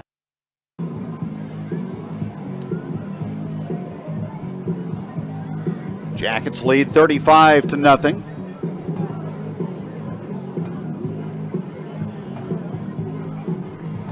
says the penalty, dead ball penalty we had the end of Musha's touchdown. So Lebanon will kick off from the Falcon 45-yard line. So Rhett Rhodes will likely put this in the end zone. He's now 38 of 40 in the point after category.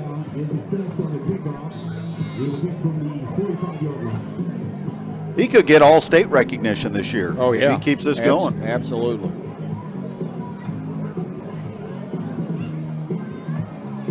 Rhodes will approach it, and he will boot it with a directional kick. And did it get the pylon? No. Out of bounds. Good effort, though. It went out of bounds just short of the pylon.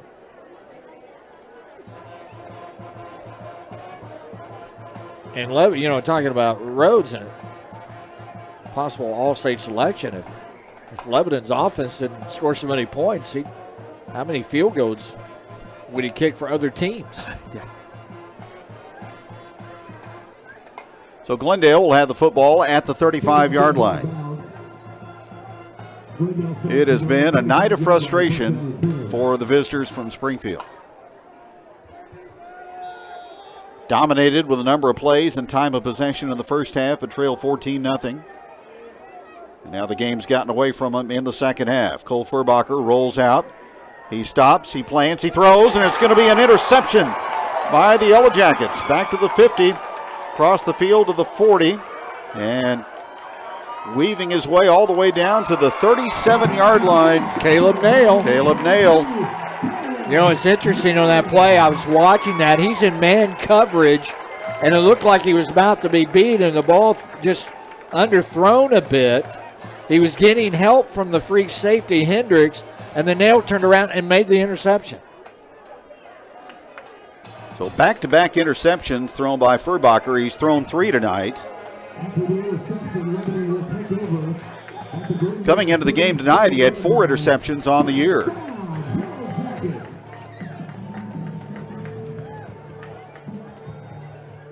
The Jackets at the 37-yard line, first down.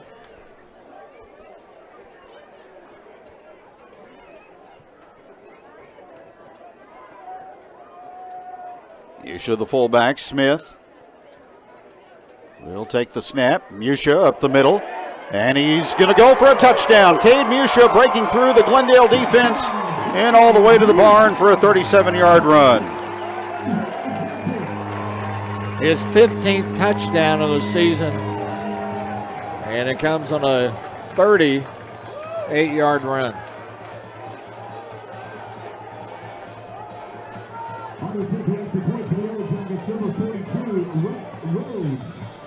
Rhodes will try another one.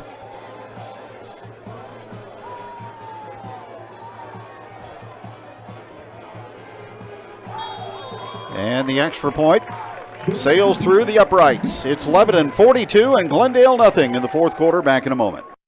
Garner and Smith Insurance in Lebanon wants you to know that they're your local source for all your insurance needs and available in person, by phone, or virtually to answer any health insurance questions. Call today to schedule a free, no-obligation benefit review at 417-532-9491. Now's the right time to evaluate your current coverage and strengthen it. Make sure that you have the plan you need with the benefits you really want. Garner and Smith Insurance across the street from Lebanon High School, supporting the Yellow Jackets and the community since 1976.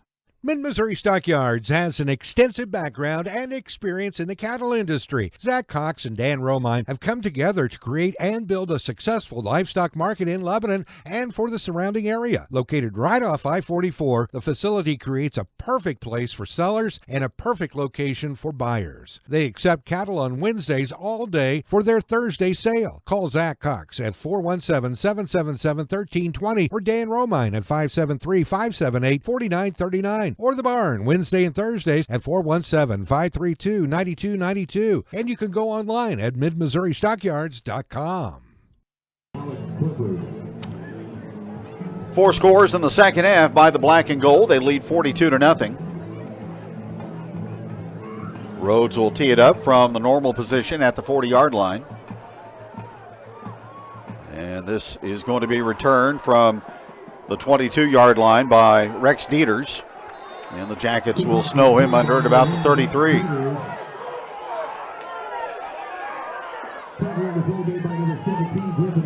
This is where Lebanon needs to keep the discipline, keep the composure. Glendale's been tagged with some unsportsmanlike conduct penalties and personal fouls, and just go out and finish this up.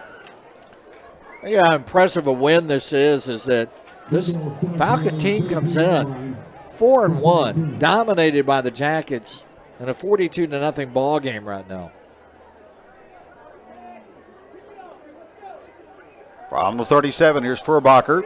Rolling, being chased, sacked by Hubler back at the 30. Furbacher has seen a lot of black jerseys chasing him around tonight, and they've caught him often. 7-yard loss back to the 30.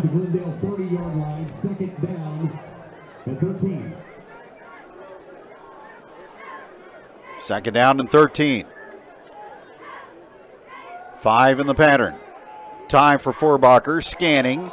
Nobody coming open. Now he will roll and throw the ball, and it's dropped over across the way that time by Clifford. Clifford is that last safety foul. There's a penalty flag down, probably a holding against Glendale. And he just dropped the ball and is holding against Glendale. See if Lebanon takes it or declines. So Lebanon beat Parkview 56-0. Hillcrest 63-22. Kickapoo 31-10. Bolivar 47-3 and Waynesville 52-14. They lead this one 42-0. And there's no way to look at it other than this. The Jackets have just not been challenged. And tonight, you looked at that first half, and Glendale certainly stayed in the football game, but Lebanon has dominated the second half of play. Really have.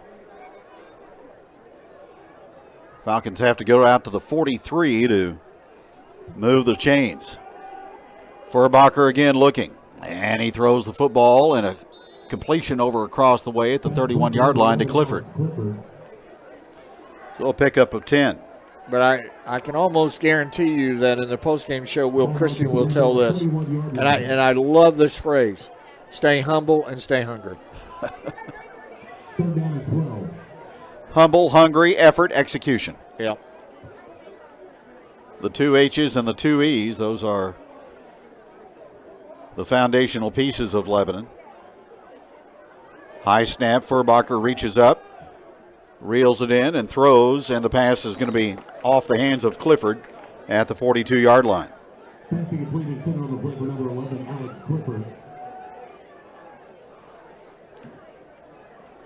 Ball remains on the Glendale 31-yard line. 4th down. Falcons make a line change as they bring the punting unit on 4th down. Clock running, under 5 to go. 42-0 Yellow Jackets.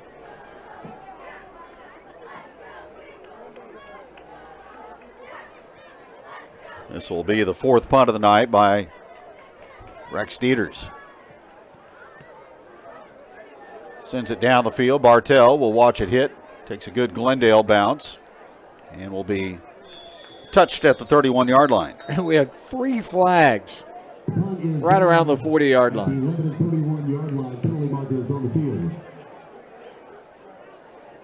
They are clustered there together. They are. Around the 40. Within a couple of yards. Yeah. The officials talk it over.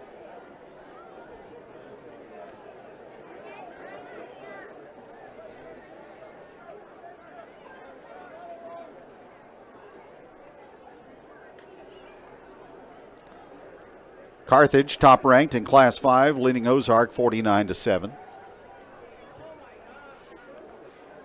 And you ask the question, yes, Lebanon would go on the road for the playoffs again. Unbelievable. Holding against Lebanon.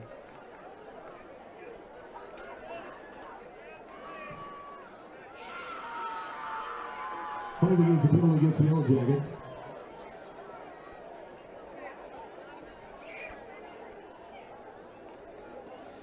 So for Lebanon, that will be penalty number 6 of the evening. for a total of 65 yards. So they will make the backward trek and get the ball to the 22. A lot of this crowd has made their way to the gates. See former Lebanon Athletic Director Dave Plasmeyer in attendance tonight, as he usually is. Nick Allen in at quarterback. Jackets run the football out to the 26-yard line. And Avery Starnes gets the call on first down and picks up 4.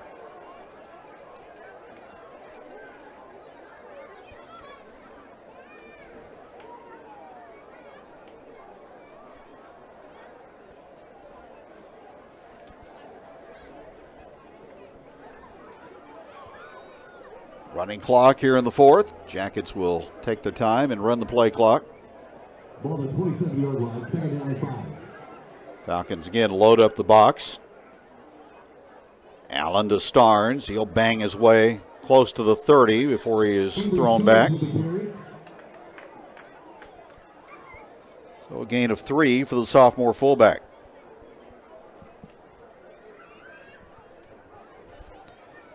Folks, one more home game remaining after tonight. That'll be the Rolla Bulldogs. That'll wrap up the regular season. 3rd and 2 from the 30.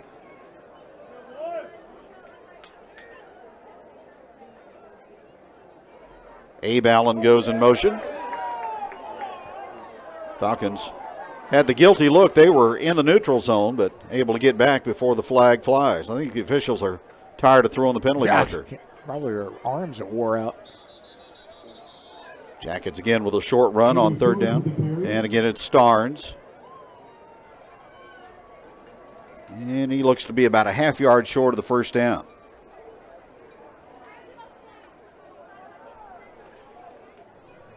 .227 to go in the ball game.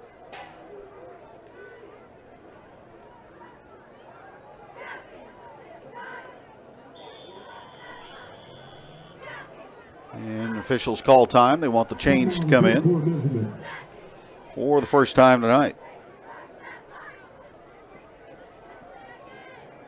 Camberton 35-0 over Bolivar. Laker homecoming tonight.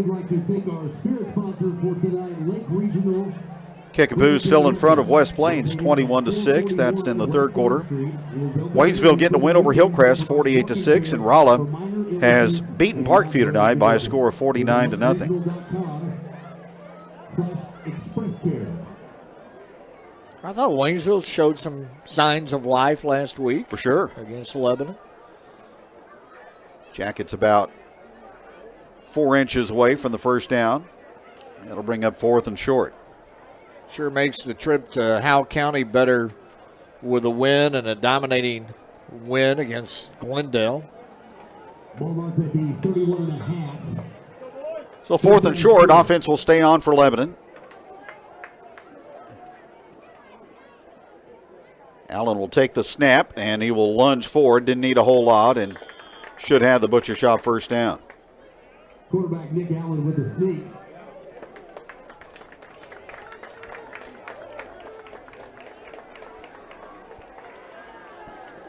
They're going to bring in. Going to go to victory formation here with under 2 to go. The other offense in.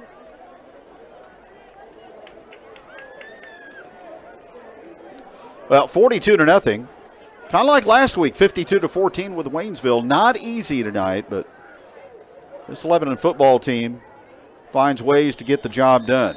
Smith will take a loss. Certainly a tough first half, competitive first half, but adjustments made by Lebanon at halftime paid off in that 3rd quarter.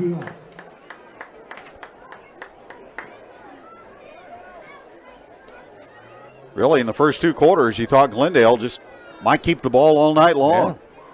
Yeah. But the Lebanon defense assured that wasn't going to be the case. Minute to go. Play clock is at 10. Jackets will snap it twice more and go to the handshake line. Smith takes a knee.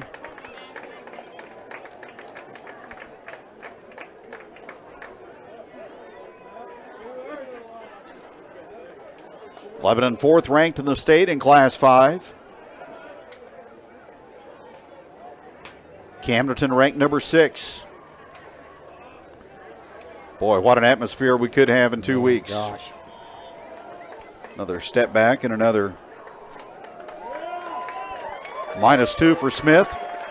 But it doesn't matter. In the end, Lebanon prevails over Glendale tonight. Jackets prevail 42-0. We'll have the postgame show next on Regional Radio KJL. Hi everyone, Jamie here from the Gravel Bar and Grill at Sand Spring Resort, inviting you to join us when you're in the Bennett Spring area for a great meal, like a J-Bar J-Burger or a Dirty Pickle Burger crafted with beef raised right on our farm in Laclede County. We also offer a variety of platters, sandwiches, baskets, pizza, and appetizers. Each Friday night, you can have all-you-can-eat catfish starting at 5 p.m. The Gravel Bar and Grill is located just a scenic short drive from Lebanon at the Niagara River Bridge on Highway 64. Come see us. You'll be glad you did. What do you say, Joe? Fish are biting? You and Linda going this weekend? Well, I'd love to, but I can't afford the gas. That two-stroke oil's $30 a gallon. No problem. Do what I did. I repowered my old boat with a new Suzuki 4-stroke from LSK Marine. It uses about half the gas, and I just change the oil once a year. Makes my old boat seem new, and boy, is it quiet. Sure thing. Half the gas sounds pretty good to me. I'm on my way to LSK Marine for a new Suzuki to get on my boat. LSK Marine, Highway 5 and 64 in Lebanon. I'm Kim Light from Heritage Bank of the Ozarks. Coaches and athletes, we know you're working hard each day. This athletic season, remember, Heritage Bank of the Ozarks is behind you 100%. From your neighborhood banking family, good luck and play hard. Member FDIC, Equal Housing Lender. Looking for quality office supplies at everyday low prices? See Page Office Supply. We go the distance for you every day as your complete source for all of your office supply needs with over 30,000 items to choose from, including all of your janitorial supplies and break room supplies, and we offer free local delivery on everything. Page Office Supply, 207 West Commercial Street in downtown Lebanon, and online at pageofficesupply.com. You'll see a difference because we go the distance. Call 417-532-4012. Oh, real estate. Not really any fun, is it? Whether you need to move because of work, just time to move up, or size down, there's a ton of stuff to worry about when looking for a home. Are they asking too much? Why are they asking so little? Home inspections, deeds, utility costs? Will the home keep its value? Is it a good area? All the paperwork, the financing, the negotiating? Oh! I think I might have lost my marbles if it wasn't for my realtor. RE/MAX Next Generation Angie Long started in this business because she loves helping people and she loves seeing people's dream come true. So why wouldn't you call Angie Long at 718-2217? Hi, I'm David Lehman of David Lehman Insurance. Are your insurance premiums giving you a wake-up call? We offer several options that allow us to provide coverage that fits your individual needs at affordable pricing. Stop in today for a free quote on any of your insurance needs. David Lehman Insurance, 2021 South Jefferson, Suite B, Lebanon, Missouri, or call 417-533-5444. When it comes time for dentures, you do have choices. Drive an hour or more away or stay close to home. Have the extractions and wait weeks for the dentures, or you could have it done the same exact day. Lebanon Family Dentistry provides general dentistry and has the lab in-house. Dr. Stephen R. Sanders provides premium dentures that provide superior wear, resistance, long life, and a natural look. Lebanon Family Dentistry even does same-day dentures and same-day denture repair, as well as heat-cured relines so your dentures will fit and feel better. Give them a call today at 417-588-1690 or 1-888-DENTURES. This provider is not a specialist in prosthodontics. I'll never forget. It was late morning and I was at work, and that's when the wife called. See, she had a doctor's appointment to get to, and lo and behold, the garage door wouldn't open. What am I supposed to do? I can't get the car out. It's easy to take your garage door for granted. Until it isn't. Supplying a trustworthy garage door is our specialty. Joe Osmer at Mid-Missouri Door can install and service any size door. Joe Osmer has been in the garage door industry for 3 decades. Call Joe Osmer today at 322-5585. Tracker boats have been proudly made in the USA since 1978 and are designed to be dependable fishing machines. And Tracker Marine in Lebanon needs your help. We're currently hiring for all skill positions on first and second shifts. When you join Tracker Marine, you join a company with roots right here in the Ozarks. A 45% merchandise discount at Bass Pro Shops, advancement opportunities, and a family atmosphere awaits you when you join Tracker Marine in Lebanon. To apply and learn more, go to basspro.com/careers. Lift and stretch. Lift and stretch. And lift and stretch. Now squeeze and hold. Squeeze and hold.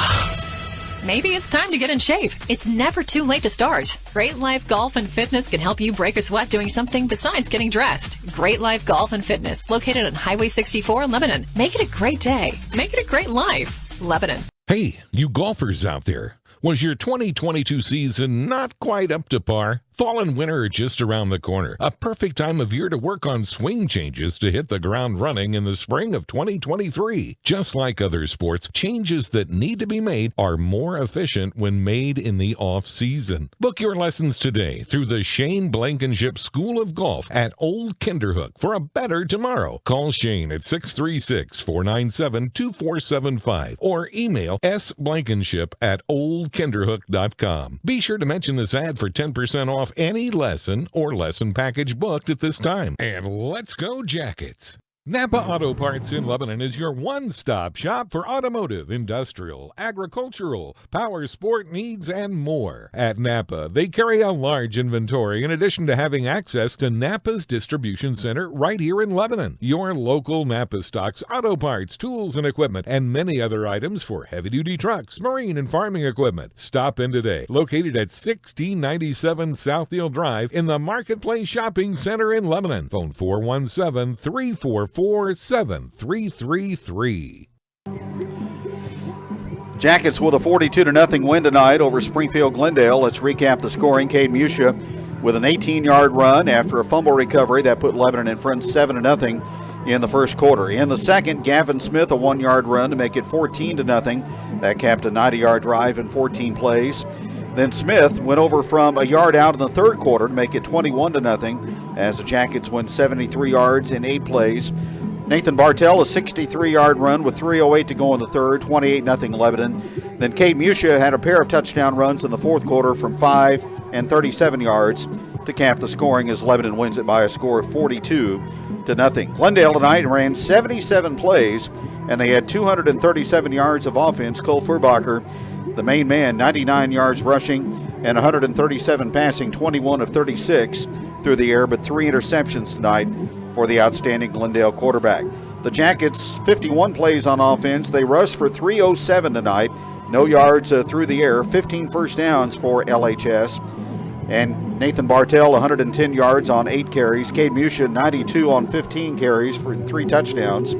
Glendenning, 63 yards on 6 carries. Gavin Smith, 32 yards on 12 carries and 2 touchdowns for the Yellow Jackets. They were +3 tonight in the turnover category, and they defeat Springfield Glendale tonight by a score of 42-0. Coach Will Christian joins us on the postgame show. What can you say about this defense tonight, Coach? Yeah, and a really outstanding performance by our kids. I really felt like in all facets. We came into the game and we talked about the fact that, we have an approach and we believe in it. And, we wanted the windows to be small. We wanted to be opportunistic with our pressure and mix it up. I thought we did a really nice job with that. I thought we covered really well, and we made things difficult. And you shut out this opponent. That's saying something. I would predict they've never been shut out. And no disrespect to them, but just a credit to our defense. Coach Allen did a phenomenal job and just a tremendous effort. Nathan Bartell, we probably could talk about him in about every single category tonight. Made a ton of plays, tackling a very athletic runner. There was points in the ball game where they made a commitment to run the ball, but it just wasn't fruitful enough, and a lot because of Nathan Bartell. And he played outstanding on offense, too. Yeah, he had a lot of responsibility on his shoulders tonight. Probably played the best game of his career tonight. He really, and I don't know about that because he's had a tremendous career, but definitely tonight was an extremely dominant performance. And just from our whole football team, there's so many things. You already talked about the turnover differential, winning that's huge.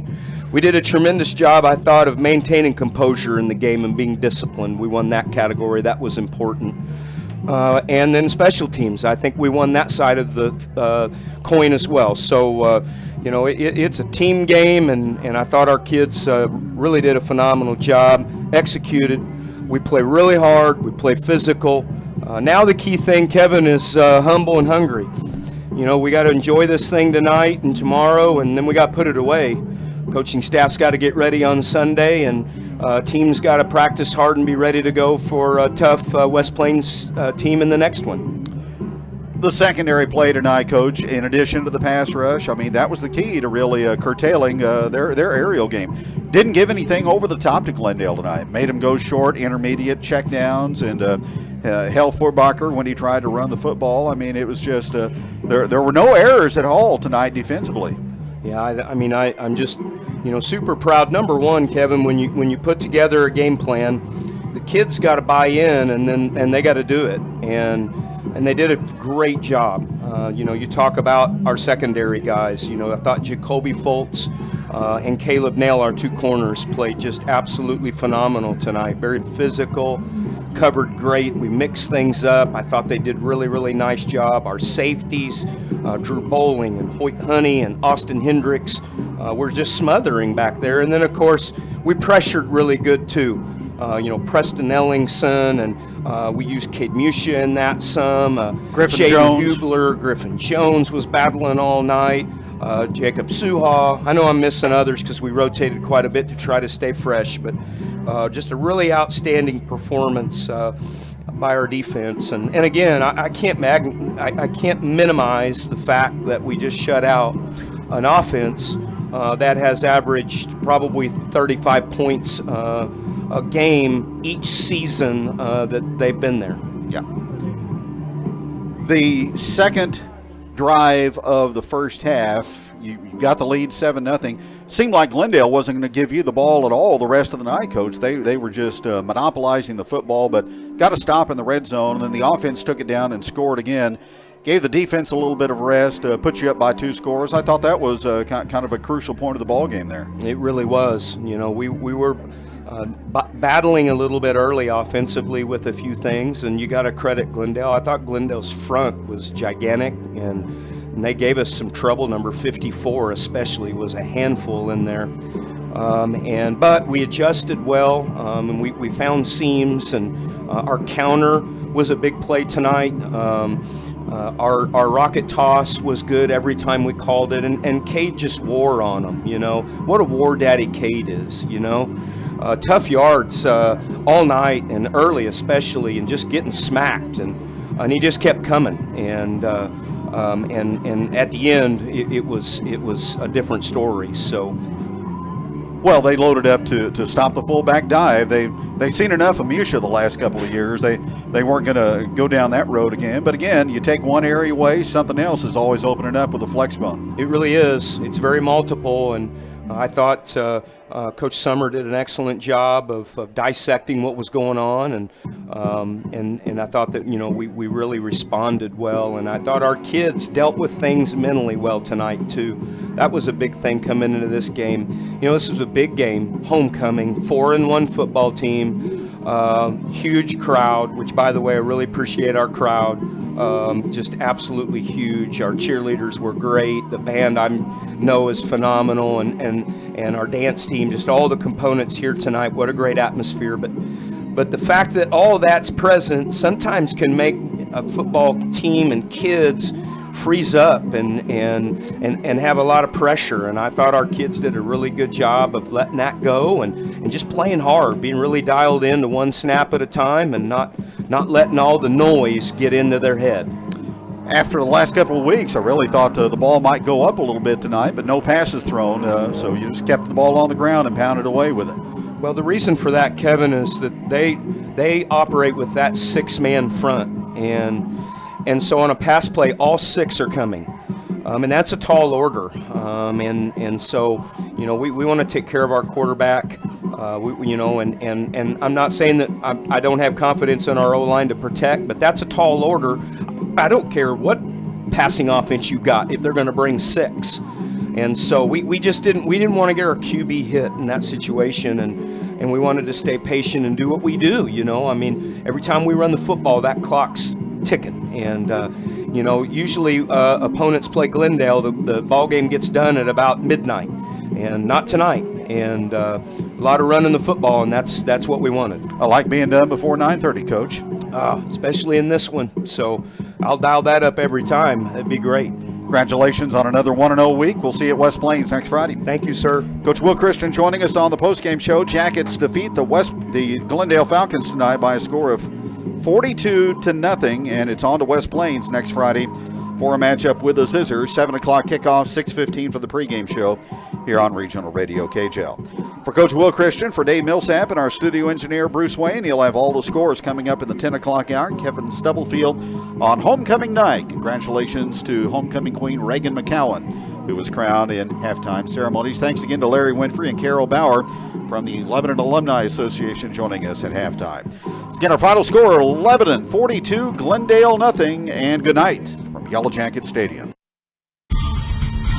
Lebanon Yellow Jacket football, brought to you by Commerce Bank, Lebanon Ready Mix, Shadle's Colonial Chapel, Mid-Missouri Stockyards, Heritage Bank of the Ozarks, Angie Long of RE/MAX Next Generation, by G3 Boats, Missouri Cooperage, Camberlock Engineering, Garner and Smith Insurance, by Lebanon Suzuki, Sing Rental, The Gravel Bar, Henderson Heating and Cooling, and by Nature's Pantry, Pro Paint and Glass, David Lehman Insurance, SJB Golf, Page Office Supply, Tracker Boats, Missouri Eagle, McKell Industrial and Steel Supply, and also by Taylor's Dairy Joy, Great Life Golf and Fitness, by Napa Auto Parts, the Lebanon Booster Club, Mid-Missouri Door,